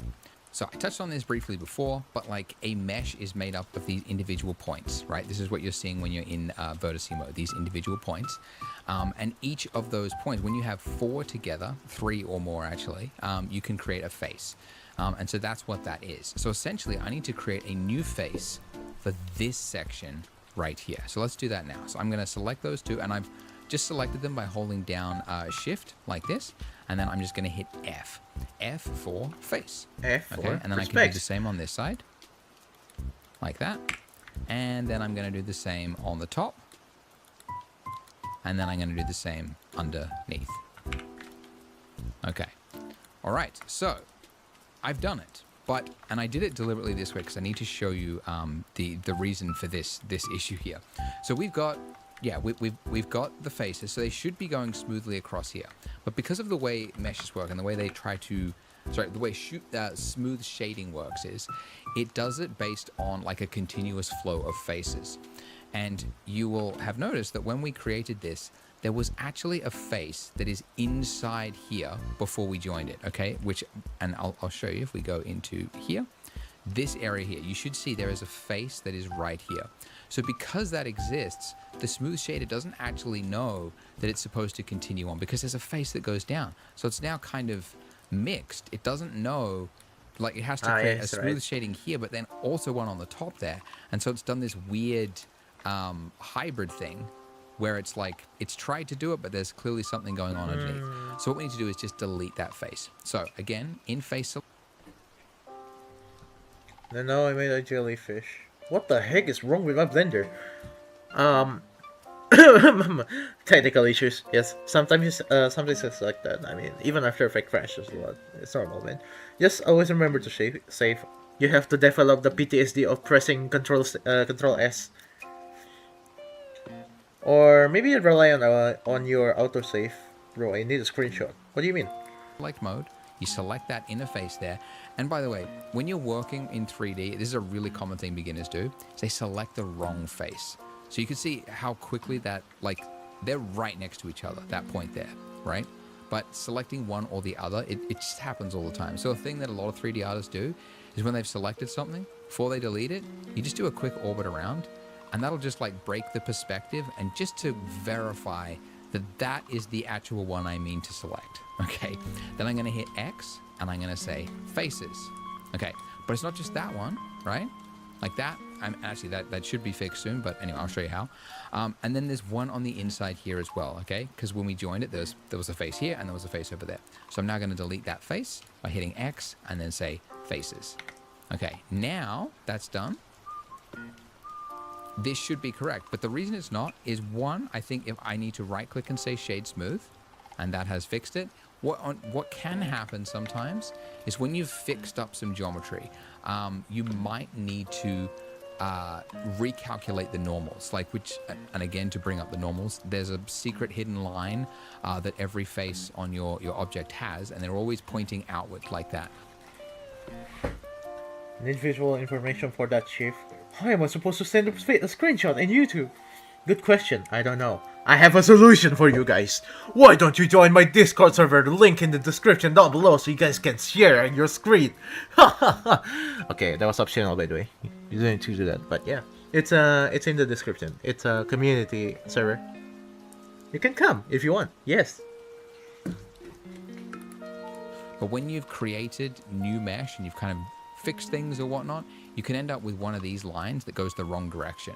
And I'll show you that actually. If I just do this, that's what it might look like. You get this weird like black what the hell artifacts that's very ugly. So to fix that, you select your entire mesh, hey. And then you hit Shift N, and that will recalculate it. But that looks and now quite you can ugly. see the smooth shading is correct. And just to show you quickly as well, the way I did it just then, where we like created it and then we deleted the faces, don't do this. I'm just going to show you like actually what you would do, because it's not this tedious normally. If you had this problem, you would actually select this face and this face first. You delete them ahead of time, and then actually, and there's a faster way to have created this join here. You can select that entire edge loop with Alt, then Shift Alt, select that. Oh, Shift Alt. And okay. now I could right click and say Bridge Edge Loops, which you only can Is it adult themed? Not really. It was for all age. No worries. do if you've got the I'm scared of joining unknown server. It's alright, man. It's alright. If you're uncomfortable with it, it's okay. But all I can say it's all for it's for all ages. Yeah, it's for all ages. exact same number of vertices on one side as the other. But I wanted to show you if you've got, now I could right click and say Bridge Edge Loops, which you only can do if you've got the exact same number of vertices on one side as the other. But I wanted to show you physically creating those points with vertices, because that is a really common way to model, to join things together. You select the 4 vertices, you create a new face. I need to fix Anyways, look at that. We've got what looks like a handle coming out of the mug. Thank you. If you look at our reference here, Okay, I'll...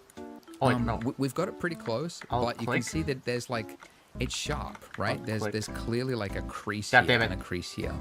And we can do that just by adding in more loop cuts.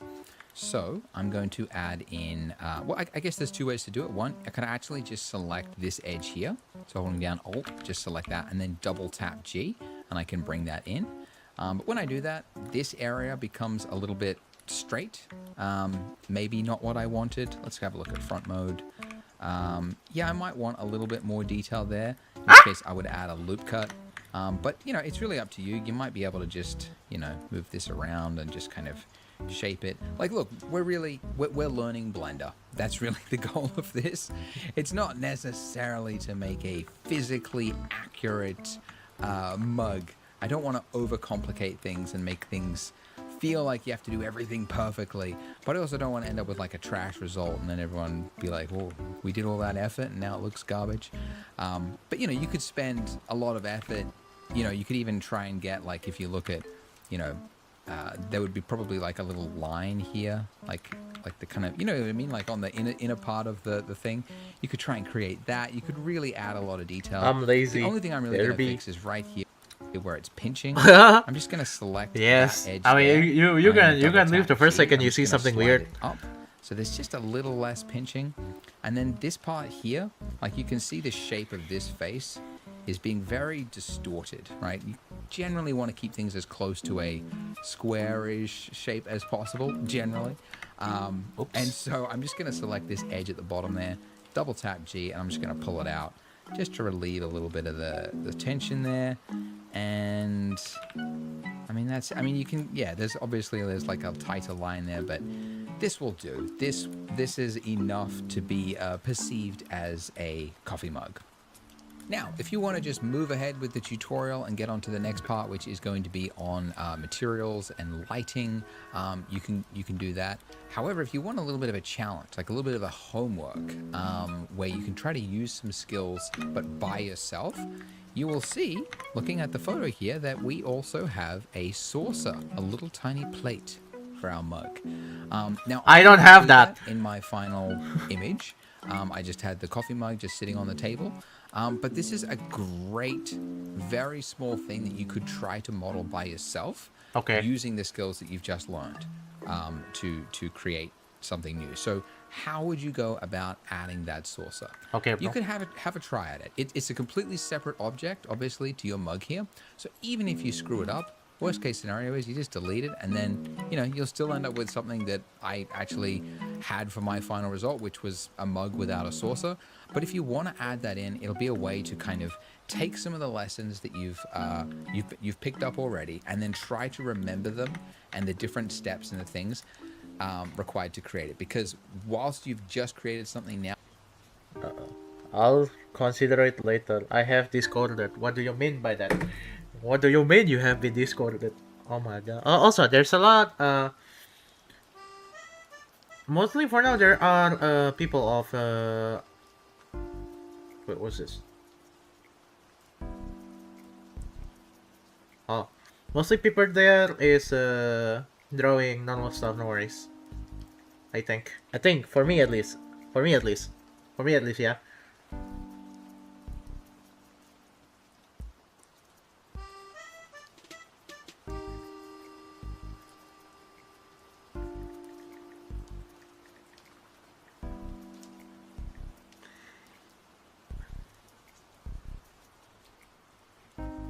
What do you mean 5%?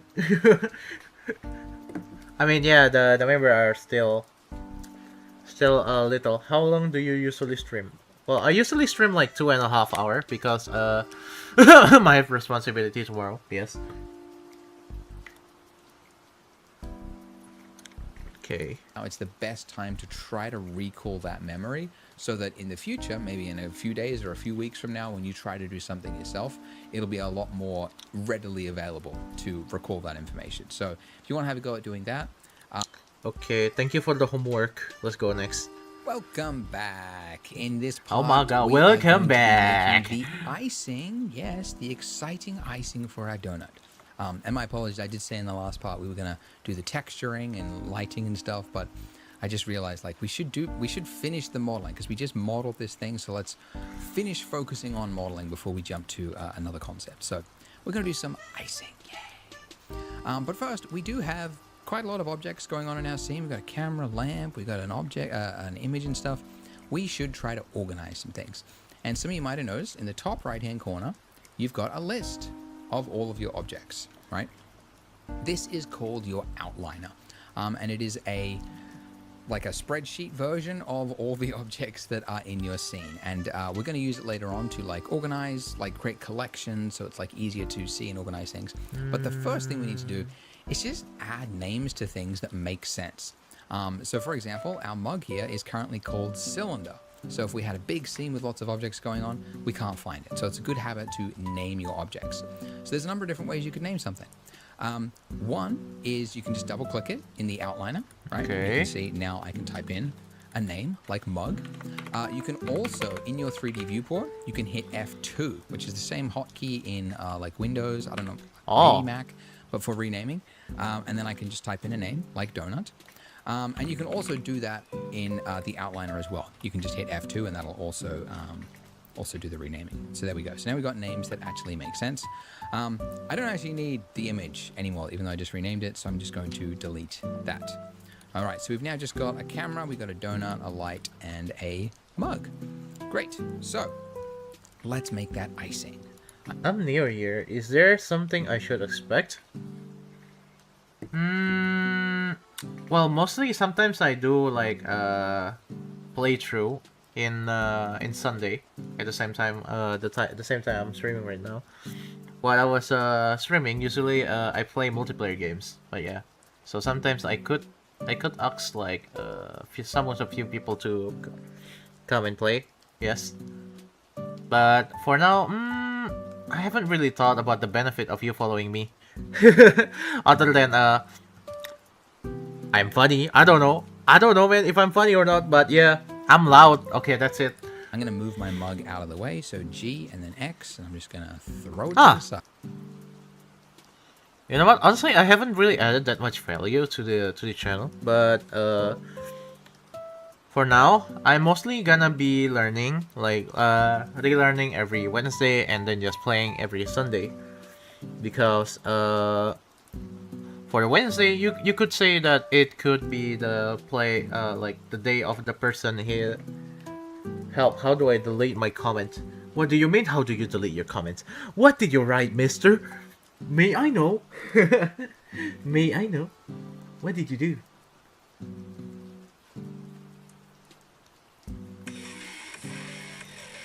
Damn. Music. I see. Music. Alright, so we don't see it anymore. What comment did you put, bro? And let's focus. But yeah, I'm mostly like doing the boring stuff in the Wednesday, and mostly doing the gameplay and in the Sunday. That's what I'm playing right now. So that's why I was doing the art kind of stuff in here. Hey, that's my song. Yes. What did you do, Chief? I don't know. He committed something illegal or something like that. I don't know, bro. On our donut. So we want to make some icing. And when it comes to something as challenging as icing, we're gonna make some and icing. really anything, there's so many different ways to make things in 3D, and every single method has a pro and a con. So for example, there is a fluid simulator in Blender. It's not very good. Oh my god, this is it my... exists, and it is a way you could create icing. you could actually like create an object and then simulate it falling and splatting over it. The reason we're not going to do that though is that one, it's incredibly complicated. There's so many things that can go wrong with the simulation. Blender Simulator is not very good. And then also you don't have any control over the final result. You have to keep rebaking things. It's horrible. But there is another way, and that is to just do it by hand. You were saying, bro, you were saying, I don't wanna have something source in the server. Meanwhile, what you sent in the media says a lot about you, you know. And at first it seems slow, but you It says a lot about you, more bro. control over it. I know what you are. Pretty easy to do, so I'm going to show you how to do that. I know what you are. And it's also a great way to introduce some more tools and things and get you familiar with different areas of Blender. So icing follows the shape of the thing that it's on. So really icing is basically the shape that we've got. It's basically half of this donut. So if we got half the donut, we're halfway there. Then we just need to add some variation to it to make it look like icing. So what I'm going to do is duplicate my donut. So shift. What the heck do you mean? What do you mean? You are saying... what is that? What is the white stuff, brother?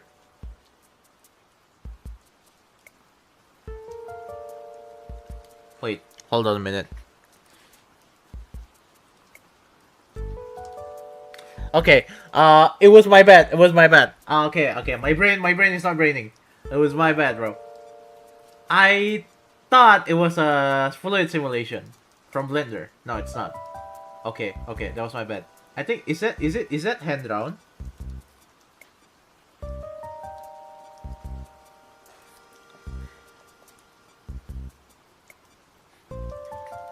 D, that is how you duplicate. I'm You gonna can think. also I'm gonna think of it just go a bit more positively. Maybe I miss.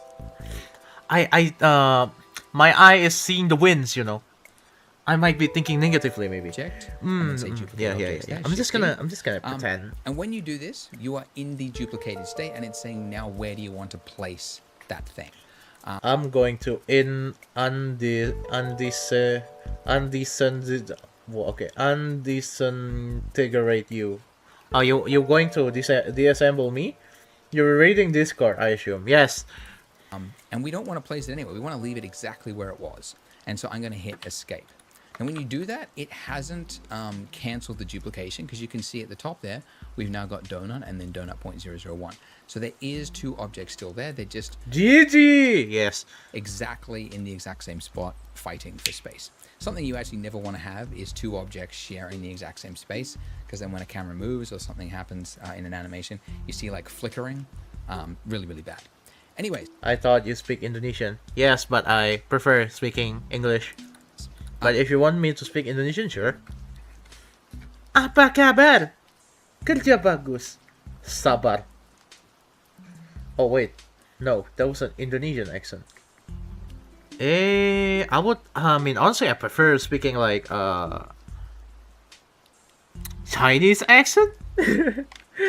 But yeah, mostly I speak English. I'm gonna double click that.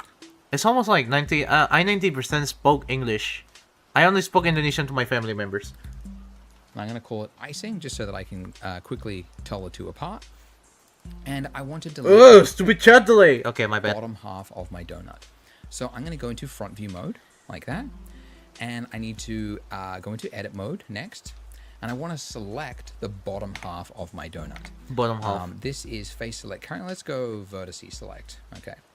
And if I was to click and then just drag over the bottom half of my donut, it would appear as though as we have got half the donut. However, and this is an area of Blender that is not clear until you run into problems, but if I was to change my orbit, you can see it hasn't actually selected half the donut. It's only selected what it could see from that view. So you have to turn on toggle X-ray first or go into wireframe mode. Yeah, you have to turn that on first, then do your selection, and now it will actually select all the way through an object to the other side as well. By the way, if you find that you can't do this drag selection that I've got, if you've got instead a circle over your cursor, like what I have here, what that means is you have tapped the W key by mistake, which will cycle through in the top little side of your screen there, different selection modes. I wish it was not W. That's one of my complaints I've made to the Blender team. W is so close to the other keys you need on your keyboard. So many people hit this, they hit the wrong key. I believe in you. No. Do not believe in me. And then they're in this thing. Do not believe in me. Nothing works. So like, yeah, you want to be in this mode most of the time. But yeah, you can change to these other modes if you wanted to, you know, do a special selection or something as well. Okay. But anyways, that is how to fix that. And also, just to call it out as well, we're going to be doing some like stuff with this icing that's going to maybe mess some things up and you might run into some issues. I've got to call it out again. I've got an Unstuck Yourself guide, troubleshooting guide for just this tutorial. It is free. Just click the link below and it'll take you there. Because I want you guys to be able to get through this tutorial, but there's so many little things that you could experience in this. So we're going to add it to that guide to try and help you. And if you can't find the answer to your problem in there, hit up the Discord. The link for that is also in it. So I'll link to my website and all the links will be there. So check that out if you run into issues. All right, so I've got the bottom half of my donut. We have to delete it. So I'm going to hit X. When you do this, it's saying which part of it you want to delete. Now this is one of those cases where it actually matters like which one of these you select, because if you were to select vertices, because it would appear as though that's what you need to delete, but if you did that, you'll notice you've got now less than half. Oh no. Because along with the vertices selected is that final line that is cut through the middle there. So I don't want to delete that final line, I want to delete the other stuff. So in my options here, I've got an I think you're option talking to for the right guy. faces, which, if we try that, you can see is the solution, because when you are deleting the faces, you're only deleting what is a whole face. But these individual points here don't make up a whole face. This part does, so that's left behind. But all the other stuff was deleted. So, anyways, we should now have half of a donut. So oh my god! Split my donut into a half. And if we clicked off, is this going it actually just looks exactly like a donut, because again they're sharing the exact same space. I do know it's there if I select it in the little outliner there, but it's completely invisible. So the first thing I want to do is I want to add some thickness to this icing, and this is something you should know how to do. You should know it. If you don't know it, you've not been paying attention. But if you go to your modifiers, there's a modifier, another clue. It is, of course, the solidify modifier, which adds thickness you're not paying attention. Face. Jiggle. So now that we've added that, you think something's broken, it's not working. It is working, it's just that by default, the solidify will add thickness inside. So if you change this offset here to be the inverted, which is 1, it will now add the thickness the other way, which is what we need. Okay, so that's great. But of course, it doesn't look very good. There's a quote which I always repeat. Imperfection is the digital perfection, because the reason this looks fake, it's just perfectly straight. There's no way to get a laser cut icing across a donut like this unless you're using 3D software. So we need to add randomness to this edge here in order for it to look realistic to our eye. So I need to go into edit mode. And when we do that, we can't see the mesh because we've got our solidifier blocking our view. So I'm going to click this disable in viewport just to hide it so that I can see it. So when I turn it back on, I know it's there, but just while I'm editing it, in order to see it, I need to be able to have it turned off.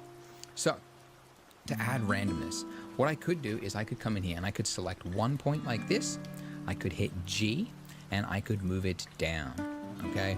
Then I could get the point next to it and I could move this one down and then this one, and I could do this and do this, and we could put ourselves to sleep trying to make this donut look good, and it would take forever. But thankfully in 3D there are tools for everything to make your life easier.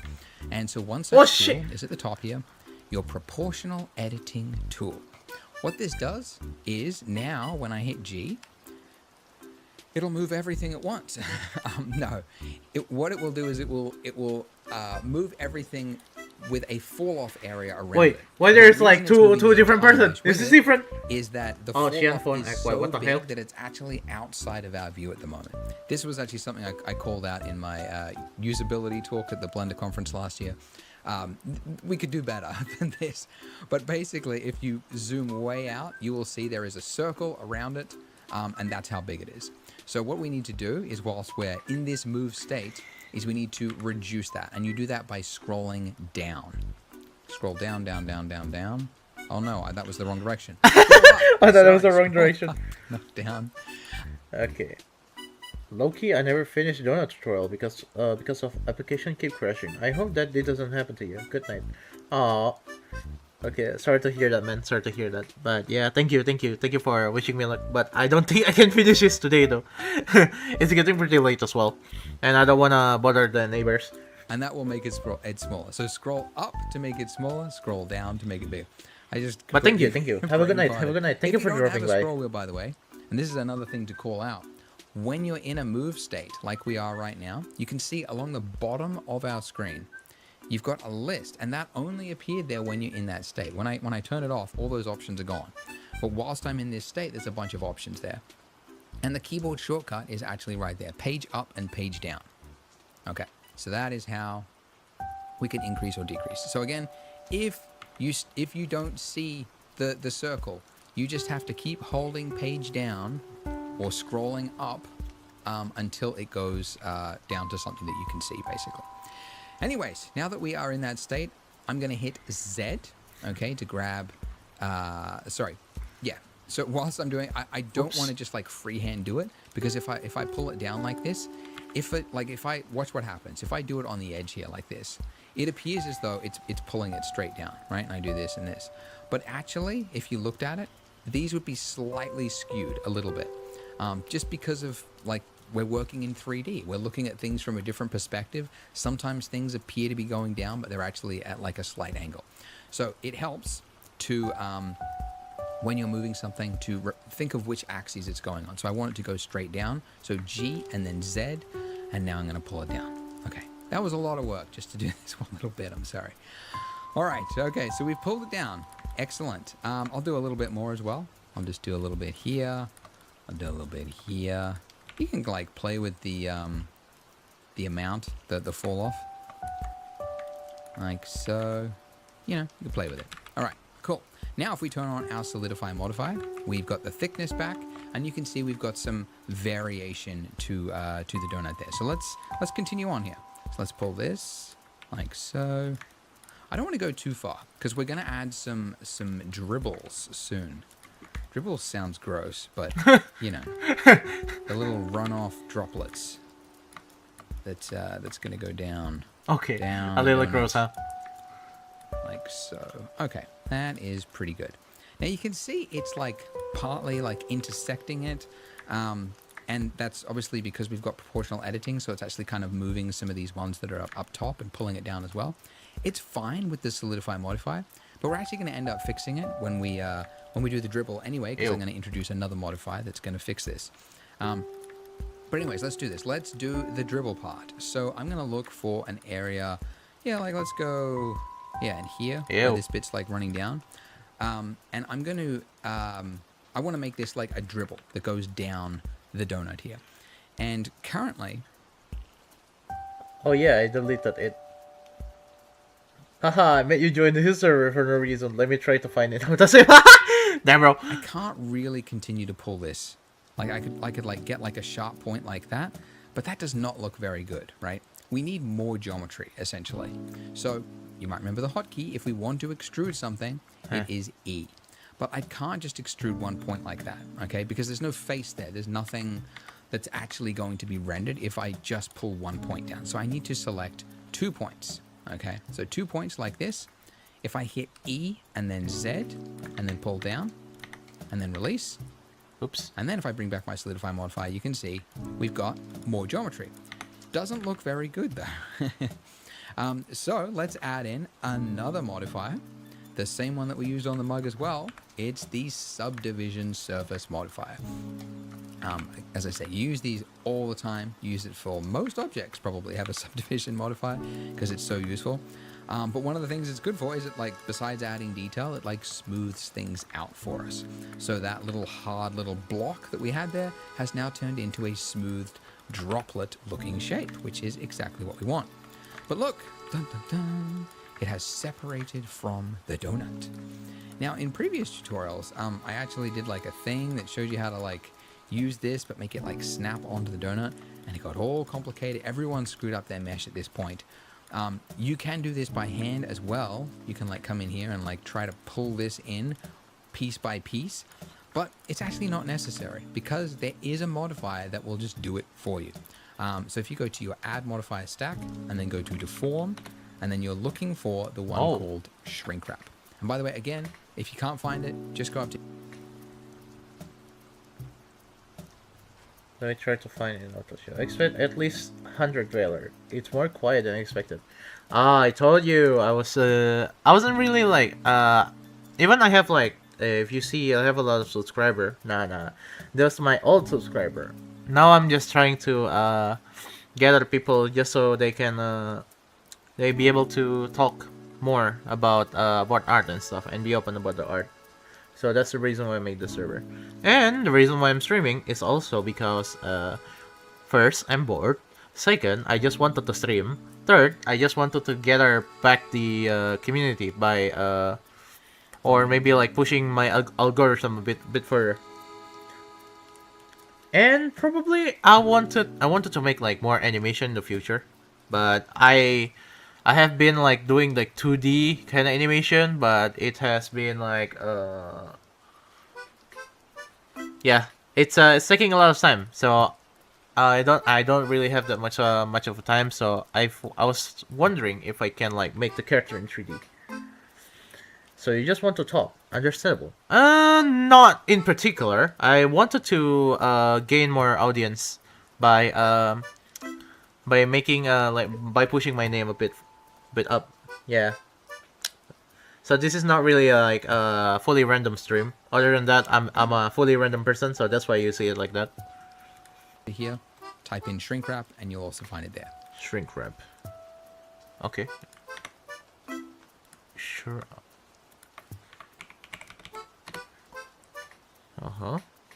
So shrink wrap. What this is going to do is going to shrink it onto... What version of Blender you use? Oh, it's 5.1. Wait, no, it's 5.2. My bad. Also, welcome, Adley. The height of the wave modifier. Okay, to circle all them. To a mesh. But you have to define the mesh first in order to see it, because if you don't, it just has no effect. Absolutely. That's what the red is showing you. It's not doing anything. So your target. Yeah, you can actually like select from the drop down, or what most people do, you click the little eyedropper and then you select the object. Oh, ew, what the hell? All right, now it's working. And now we've got some serious Z fighting where the faces are overlapping, and this is horrible. You never want this. All right, so you will remember when I was talking about the modifier that it works top to bottom.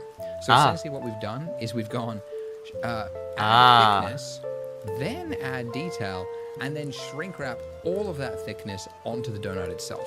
So what we need to do is change the order of this and not go halfway, because that also won't do anything. We need to go all the way to the top so that the shrink wrap is how do I drag this up there? Snapping it onto the this? mesh. Oh, it is. Then it's adding the solidify modifier. Then underneath that, it's adding the subsurf modifier. And we can actually increase this. Make it a level 2 for the viewport. You have no idea how many disgusting things I ever made in Blender. I made flesh texture. Isn't it? I mean, that's amazing, no? And you can see it just adds a little bit extra detail there, okay? And you can go even higher, of course, but, you know, you will get... eventually, it'll just get so slow for your computer. I made weird, goofy, vessel thing. And there's not really gonna be any point. I don't think it's gonna. I don't think that's bad though. I mean, you made something at least, you know. To quickly show you as well what the shrink wrap is actually doing, because it's not that clear.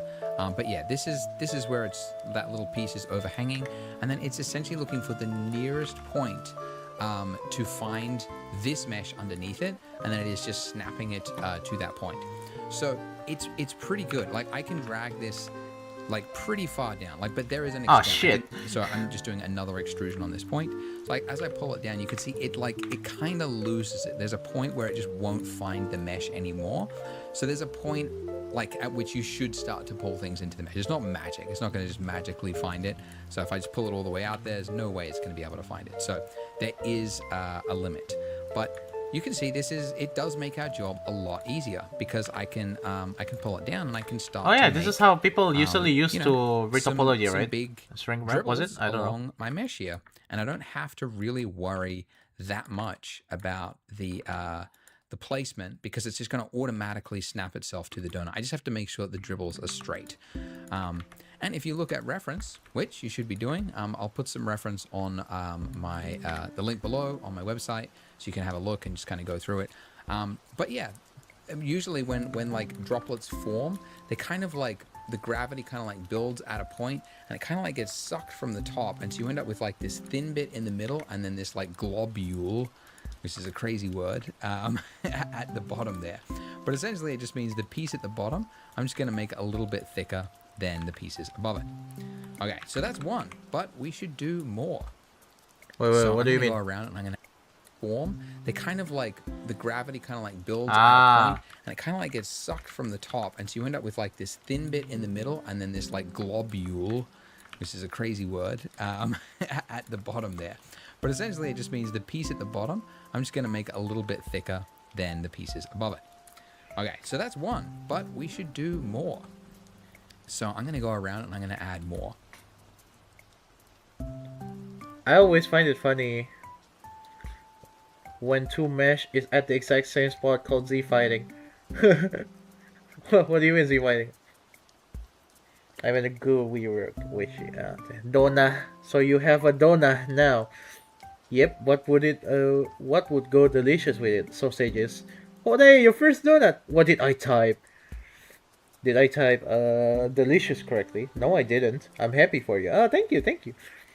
Other people might be making donuts for their first model, while I made the whole UFO for my first model for some weird reason. What weird reason? And just Wait, repeat actually, the no, same I'm thing, not just gonna do an ask. extrusion on these little points there, and just kind of drag it down. So let's do that. Hey. So yeah, I remember the first donut that I ever made. Oh, way back in the day, making the first donut. And I really like. I did one little dribble going down it, and then I always wanted to frame the camera so that it was looking at that, because that was the most interesting part of the donut. And then I learned, like, just exaggerate, just add little dribbles everywhere. That is a big part of being an artist, is you look at reality and then you find the bits that are actually pleasing and then you exaggerate it. And that's what I'm doing. So, donuts typically don't have this many dribbles, but it's very pleasing. It just makes it look very, like, gooey and like, there's so much icing. And you can see, by the way, I'm not doing the same shape also everywhere. So this is like a half one, right? I'm trying to not to do the same shape, brother. Some different shapes. Why is that? There's a gap there. Oh, okay. Oh, no. Yeah, I was recording for this tutorial, and I recorded something and then I like reverted it. But I've now got a giant face here where there should be not a giant face there. So what do? You've accidentally got this thing. There is, and this is, you obviously don't have to do this because this is not your problem, but I'm just going to use the knife tool, which is a way to do an incision on a mesh and just add more geometry like freehand. So I've just fixed that little problem that I had there, but you hopefully should not have that problem. If you're done with your donut, you should try beveling with cube a few times. Alright. Why though? Then we're gonna add a bit more rippling here. The shape's not that natural. Wow, I'm doing so great! I'm kidding, by the way.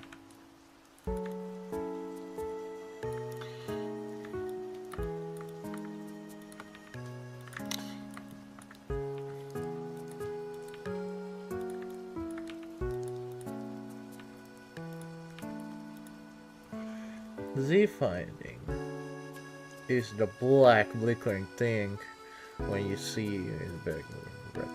Yeah. Oh, the clipping, yeah.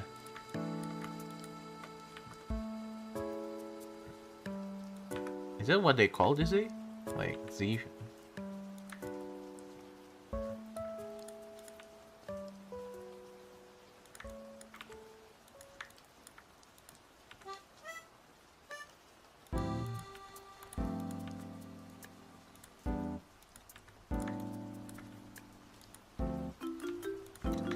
Okay, bro. Wow, that looks so disgusting.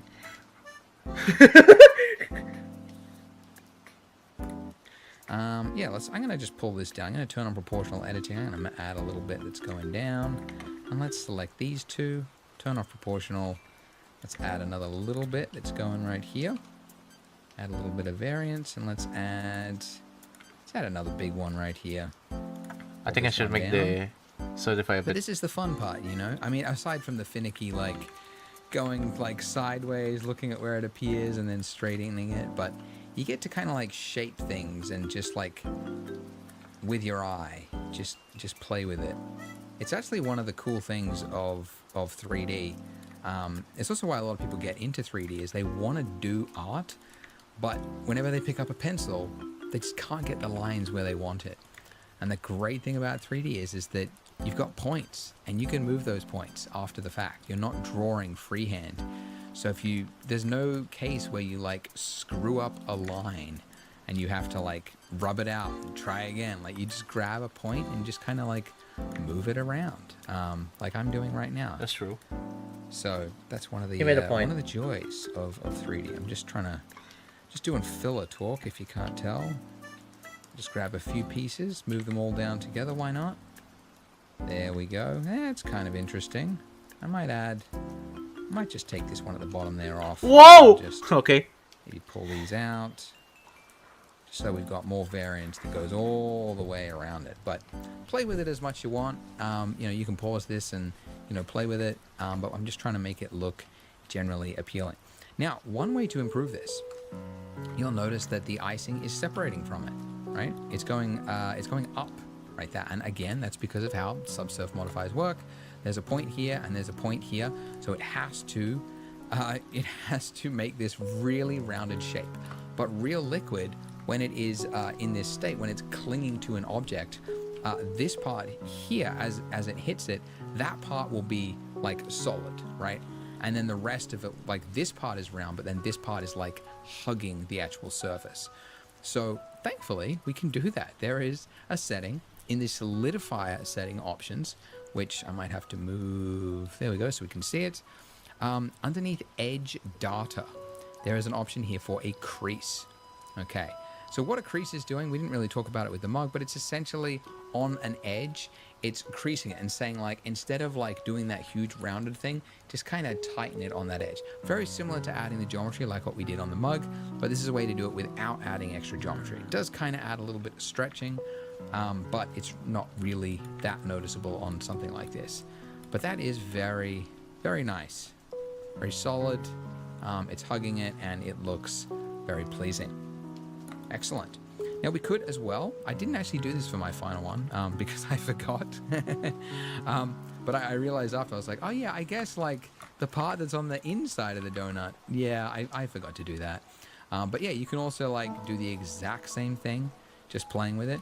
If you find like it's kind of hard to like look at it inside the donut, if you just select the middle row, so if you just hold down Alt and then select on that middle row, you can use the same focus button, so numpad period or tilde and then view, and then This that will looks just disgusting. lock it onto those selected vertices. So that focus key that I mentioned, it works on in edit mode as well, which is good. So yeah, I can just pull these down like this and just, you know, the camera's not really going to notice it. You just want to make sure that it's, you know, not perfectly straight like mine was in the final render. It doesn't really, like, who's going to notice, you know, who's going to tell, really? Annoying people are going to point it out. Yeah, the inside part's too straight. All right, so that's pretty good. Actually, something I might do, because I noticed, like, looking from the top, because this is where the camera's going to be, like, we're not really able to see much donut. Like, the icing is a little bit too far down. So I'm just going to grab some of these points here using proportional editing. I'm just going to pull them up to just expose a little bit more of the underlying donut, which is definitely going to make the donut look a little bit more handmade, you know, because like obviously probably a professional donut from Krispy Kreme or something doesn't have this much variance in it, but it's okay. It does kind of help it give it a realistic kind of look. Now there's one thing that would really improve the look of this icing, and that is thickness variation, because if you go around it, you'll see that the exact, the distance from here to here is the exact same thing as like, what it would be over here to here. And that's just not the case. We've got like icing that is dribbling down. These little droplets are kind of like breaking away. And what happens when those droplets break and then they kind of stop? They build up, right? So we should actually see these kind of like swell a little bit. They should be a little bit rounder at the heads of each of these points. Also along the edges here, every little edge here should be a little bit more inflated than the rest of it. And although that sounds like nothing, when you do it, when you actually add this little detail, it really does improve the realism. So we can't do that because all we've got is these little points here, okay? So just like what we did with the mug, there comes a time where you need to break the non-destructive workflow and apply your modifiers. So this shrink wrap here, by the way, when you apply something, you have to apply it in like top to bottom. So even really, although we only want to apply the solidify, that's the main one we want to do. We have to first of all apply the shrink wrap because that's the one that is first, and that's the one, like if we applied this one first, we would lose the shrink wrap would have to go after it, and it would just, it would screw it up. So we have to apply the shrink wrap first. So go here and click apply. Okay. Now in edit mode, you can see we've still got those single points, but they're now snapped to the mesh. All right. But it means we no longer have that automatic snapping. So if I was to pull these out, you can see they're now separated from the mesh. So just keep that in mind. We still can't edit the mesh there because we haven't applied the solidify. So I'm going to apply the solidify now. And now we've got these points here. Okay, so now if I wanted to, with just these points, I could pull some of these points out, turning off proportional editing, and I could just pull them out a little bit. And that's better, but we don't have enough detail here. We need more geometry to play with in order to add this extra detail. So we need to apply our subsurf modifier. So I'm going to, on here, I'm going to hit apply. And actually there's a hotkey if you don't want to have to go to the drop down each time. Control A will apply the selected modifier. And now in edit mode, look at this. Now we've got all this extra geometry to play with. So now if I wanted to, I could turn on proportional editing. I could select one point. I could try and get a kind of a shape like this. That would be probably the best way to do it if I was restricted to edit mode. And that'll get me some of the way there. I could, pull individual points out. I could try and do that. But you can see it's very finicky. And it's not the tool to use. Because, like I said, there are tools for everything in 3D to try to help you to do things better. So go to the top of your screen. We're currently in layout. That's all we've done so far. We're going to swap to yes, because the streamer is also dead. Sculpting. All right. Now, when you swap to a new one of these views here, it'll it's assuming the default view of Blender, which is like when everything was like 10 meters long or whatever. So our donut is tiny, so we have to focus on the selected object. So I'm just going to hit numpad period. That hasn't worked. Okay, don't worry about that. All right. So instead of in sculpt mode, change to object mode. Then hit numpad period or view selected. And then now jump back to sculpt mode. And now we're back to it. For some reason, I thought focus worked in sculpt mode. Yeah, all right. Sometimes you just teach something and then you go, oh, that never worked. What was I talking about? Anyway. Okay, in sculpt mode now, and make sure you're looking at the correct one, okay? Not the donut, but the icing itself. If I was to now draw over this, you can see we're drawing into the mesh of the icing. Isn't that cool? All right. So what I want to do is I want to change my brush, and I want to find the one brush which is really going to help us here, and it is this one, the inflate deflate brush. Wait, what the fuck was that? Now, your brush size here can be controlled by the size at the top, or there is a hotkey, F. And when you hit F, you just choose with your mouse like how big the size needs to be. Okay, so I can pull out, and then now if I just draw over that little globule there, the end piece, it just adds a little bit of inflation. And I'm just pulling it around just slightly. I don't want to go too far, but just adding these little inflated points. Okay, no, that was an accident. To look realistic. The other thing is you can actually shape some of the mesh as well. So there's another brush that I use all the time, which is the grab brush. You just essentially just pull mesh. like that. So that's another easy way to just kind of move Grab. pieces around, like so. You can just shape things like this, add a little bit of extra detail. I if you have a want. feeling that I'm so bad at sculpting. Yep. And all No, is I think I just need to know the general shape. But So yeah, you can see goddamn. I'm doing a little bit on the edge here again because Why do you sound like a phone buzzing when you say all the edges there How should I have answer a little that? bit of buildup of the fluid. How 'Cause should I that's answer where that? gravity kind of makes it stall. I don't and know, like man. stop, 'cause it You just tell kinda, me. like, You tell me. runs I out don't know, of, man. like the tension will be more than the gravity that's pulling it down. You get the idea. No, I don't. Anyways, play with that as much as you like. But of course, we have some homework to finish off this video. So what I want you to make is this hidden object, which is a plate for your donut. So have a look at the shape here that I've got and have a think about how you Damn, would he go has a about homework for creating me. this and try to do it yourself. Just give it a stab. Even if you don't feel confident, you don't feel like you could achieve it, just give it a go. There's a hint. We've got some modifiers on the right here. And I will also show you what the wireframe looks like, because that will probably help some people out as well. Okay, so that's a pretty big hint. But yeah, give it a go. Without any instruction from me, have a stab at that. In the next part, I'll very quickly show you how to create this. If you get completely lost, you can join. All right. Do we make the plate? Do we make the plate? God, it feels like I'm already in the campus. You know, you need to make the, you need to complete this task. You know what? It's fine. We'll try. We'll try. We'll try. We give it a try.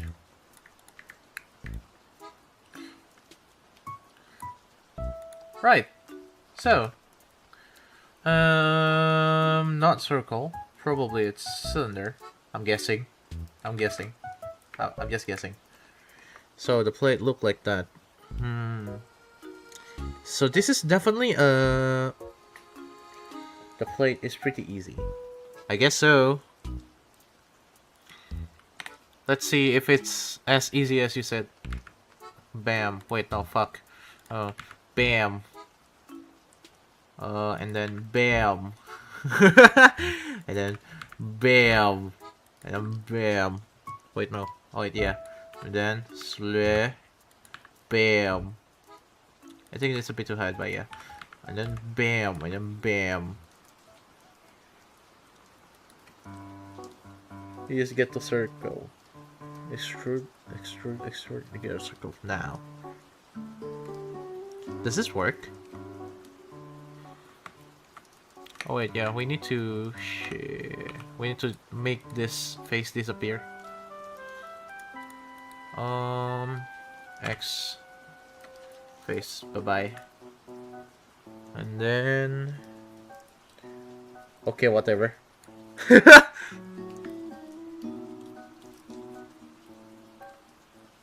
Just cylinder, yes.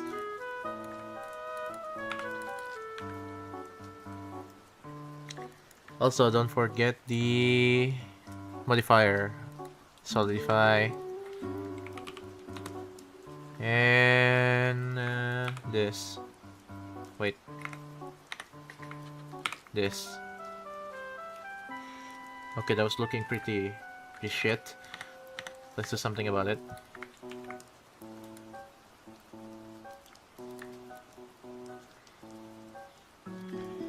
Oh no, my grammar is falling apart. It's okay, my sanity is falling apart already.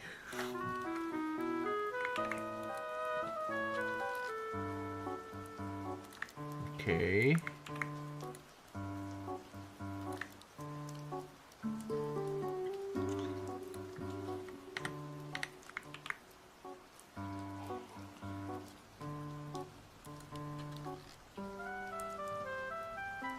Okay, that's pretty... Okay. What the fuck is that? Alright, never mind. I think it should be around here.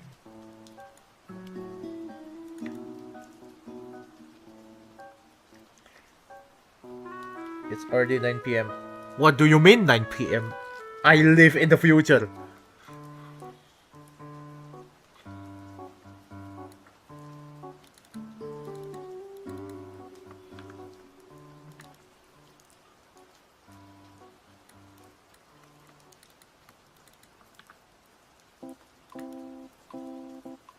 Okay.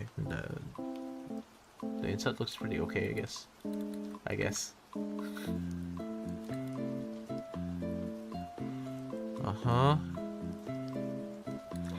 Then we extrude the bottom part.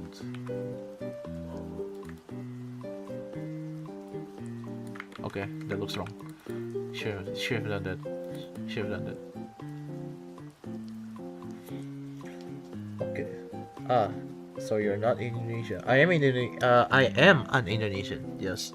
You know, I live in the future. Oh, also, do you happen to know the shortcut for the, when I do extrude, this is not straight, right? Do you know what the shortcut to make the thing like straight, like to make the whole mesh straight, like not bent like this?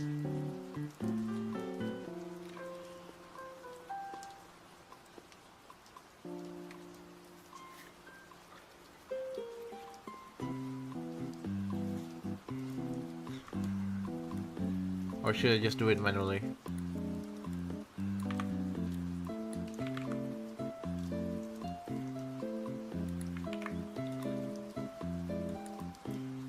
E? Really? Extrude it?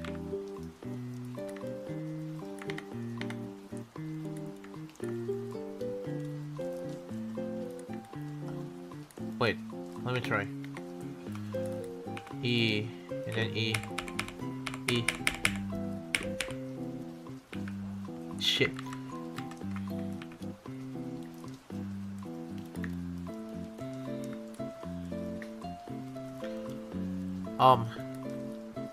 EE? Okay, wait, let me try again. Okay. Let's say this E. Then we move down here in E. E. It didn't work, bro. Bro, help! It didn't work, bro! Control E? Was it? No? Flip normal. EE. I? Stupid chat delay. My bad. Well, actually, it's the chat's bad. Oh, me. Wait, what? What do you mean, wait, what?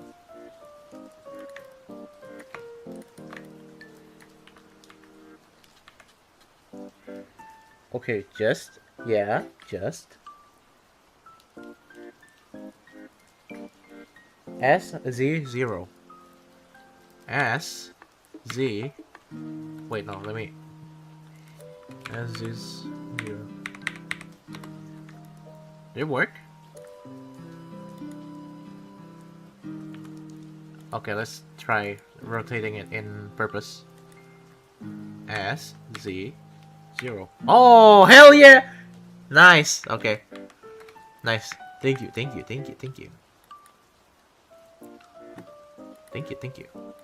So that's how usually people straighten the thing.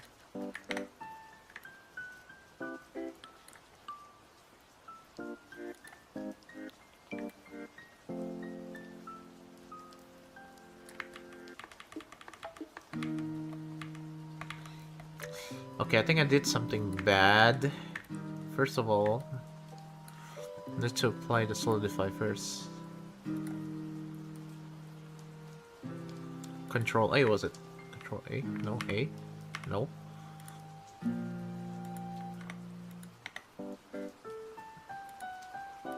Let's try. A. Okay, fuck it. It didn't work. Oh, well. It's on the right axis, will straighten. If it's not facing towards A axis, face axis on the correct way. Ah. Okay. SZ0. Extrude. Then we add this little shit, and then we bam.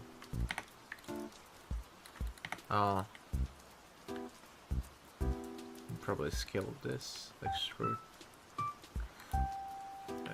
S. Going up a bit. Whoa, shit. Okay.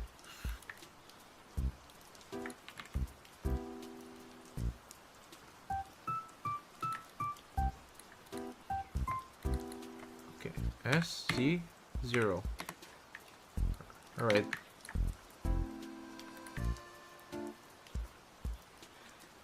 If there's an add-on to make face flat no matter which way it's facing. Oh, there's an add-on. Go to tab 1 to apply. Go to preference, loop tools. Oh, okay. Preference, add-on loop tool. I don't have it. I think I need to download it.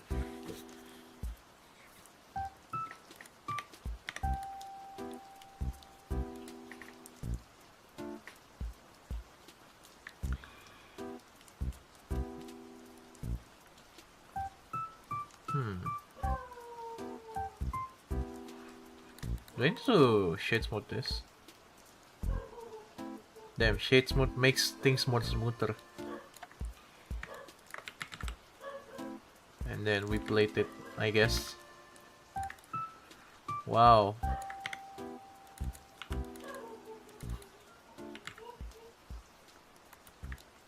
I'm just saying wow.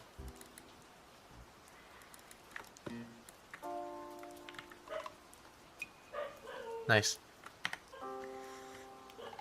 No, you don't need to download, but I don't see it. It's in the add-on, right? It's preference, add-on, loop tool. Yeah, I searched it and it's not there. Okay, I'm really tired, so I'm gonna disappear now. It's alright, man. No more viewer. Bye-bye. Yeah, it's alright. It's alright. It's almost time for me to end the stream anyway. But thank you for stopping by. Yeah, thank you. I hope you have a nice day.